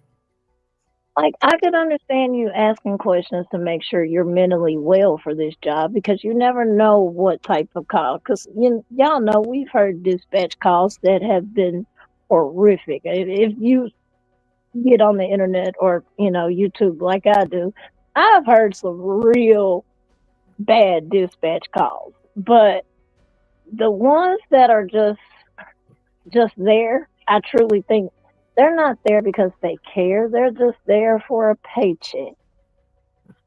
Yeah. If that makes sense. It's truly sad. Yeah. Well, I do appreciate y'all joining the panel. Chico, Shay, AJ, thank you for being here. Everyone in chat, my members, my mods, I appreciate you joining me tonight. I've kept y'all here for 3 hours and 20 minutes, and I've got some things I've got to go take care of. But I'm going to talk to AJ. We'll see about scheduling part 3 if we feel like there's some things that we still need to talk about. And I'll let you guys know if we're going to have that tomorrow. And I'll post it on my YouTube community wall, and I'll post that on my Facebook. If you have any questions, then we can discuss, at the next live stream, if there's, any information that you guys aren't clear on. And because I feel like it's crystal clear that we have a case of serious corruption in the county where Shay and I live. And we've experienced it with the unfortunate missing case of her nephew, Tyler Doyle. We have experienced the mishandling of evidence and the non-investigation of the South Carolina DNR. And we felt like that it would have been more appropriate to have Horry County Sheriff or Horry County Police Department to have been over the investigation of Tyler's disappearance, because we felt like there was more to it. And now we come to this case, and I'm like, would that have even done anything? Because here we are again with officers that are telling a person who shot and killed a man in his vehicle that you need to act like a victim for the camera, that clearly have close ties to Weldon and was actively participating in speaking to him and sending people to the scene. We have evidence that was not labeled correctly, nor was it submitted for the investigation. They mistreated his body. He was carted away in his vehicle 25 miles in a tow truck and then splayed out in the impound lot for police to unclothe him and leave him out there for 6 hours. This is an atrocity, and I'm ashamed. And that's why I have to use my voice to speak out about it, because I cannot stand for this. This is my community where I pay taxes, and I demand better. I appreciate you doing that, Dutch. Thank you. Yeah, I feel like I just want to say this. I agree with you 100%. It's wrong what our families have gone through, but I want to make sure that I let you all know that I feel like I have faith in the SLED officers that I'm working with, and let's just pray that they continue to do the right thing. I have developed a really good relationship with the ones that are working for Tyler's case, and I hope and pray to God that they give us some justice that we deserve. Absolutely. Absolutely. I'm just praying for that, and I'm thankful for you, Duchess. I'm thankful for you, AJ. Chico, I love you, Shay. Love you too. I'm so sorry, Chico, for the setback you had this week and what you're dealing with, but if we all stand together, like you said, and a crowd of people speaking up is only going to make change. That's what we got to do, is stick together. Bingo. That's why I don't care for the drama. I don't care about none of that. I want change. That's what I'm here for. That's what I came on this platform for. You want, and I don't knock the people who call out the lies, because that does need to be called out. I don't give a damn what Absolutely. nobody say, but I'm not here for that. I'm here for true justice and victim advocacy. That's what I'm here for. We all have I'm something here, that we can bring to the table. right? This is, I hate what Spivey and his family has been through dealing with this whole case. I can only imagine the nightmare. It happened in 23, right? Yes, September 2023. And we're just now, finally getting movement somewhat. I can't even say that's real movement, but we got to do better. We got to. And we got to demand better from everybody across the board, not just our law enforcement, but everybody, politicians. I don't care what side you're on. Demand better for your city, state, county. Exactly. Right. And that's the reason why, if, make sure you're registered to vote, because being willing to get out there and put in your vote. Remember the people who don't do your community justice. Remember these cases, because when you go to the polls to vote for those people, remember who not to vote for. That's why you may think your vote doesn't matter, but it does. Vote with your conscience about what is right for your community. You don't have to be Republican, Democrat, independent. It doesn't matter. This channel is not about politics. It's about voting with your conscience about what's right for your community. And no matter what side they're on, if they are not there to help bring victims and survivors justice for what has happened to them, then they don't stand with you no matter what side they're on. Amen. Amen. With that, I'm going to hop down. Thank you, Dutchie. I appreciate you You're letting welcome, me Chico. stay, and y'all have a great night, and I appreciate the conversation with y'all. I appreciate I pray for Tyler's family, and I pray that, I pray that SLED does the right thing and give y'all justice with that as well, because I can only imagine with that case. That's absolutely. Y'all it's make horrible. sure that you like this stream, that you share this stream out to get this information circulating about Scott Spivey's case. Make sure that you're, if you're on TikTok, go over and watch Lawyer Lori. She is amazing. Make sure you're subbed up to the True Sunlight podcast.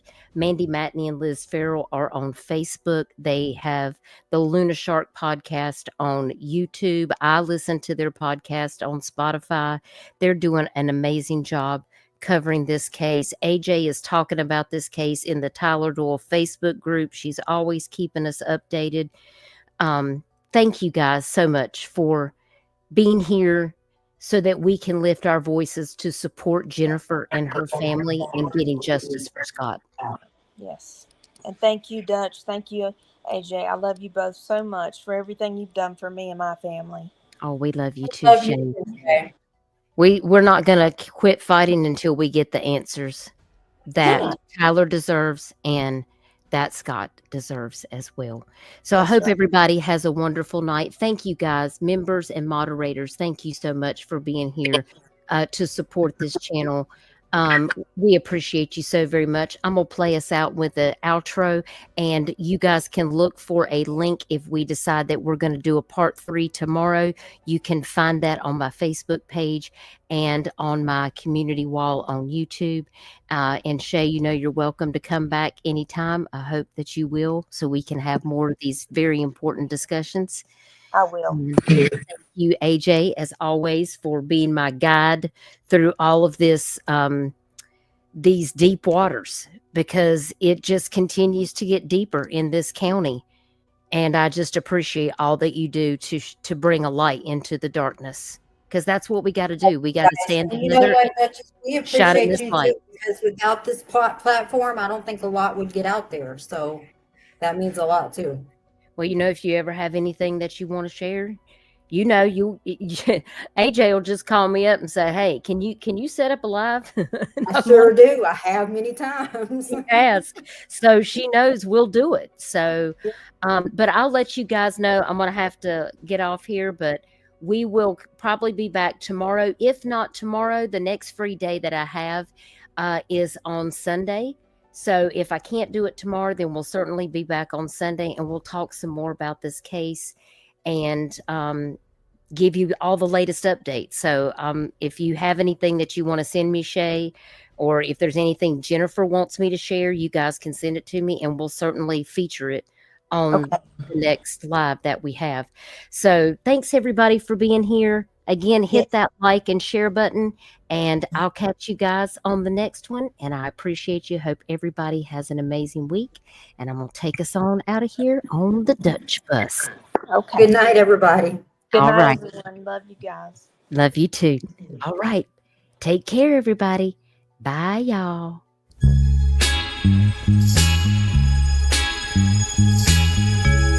You're an outlaw.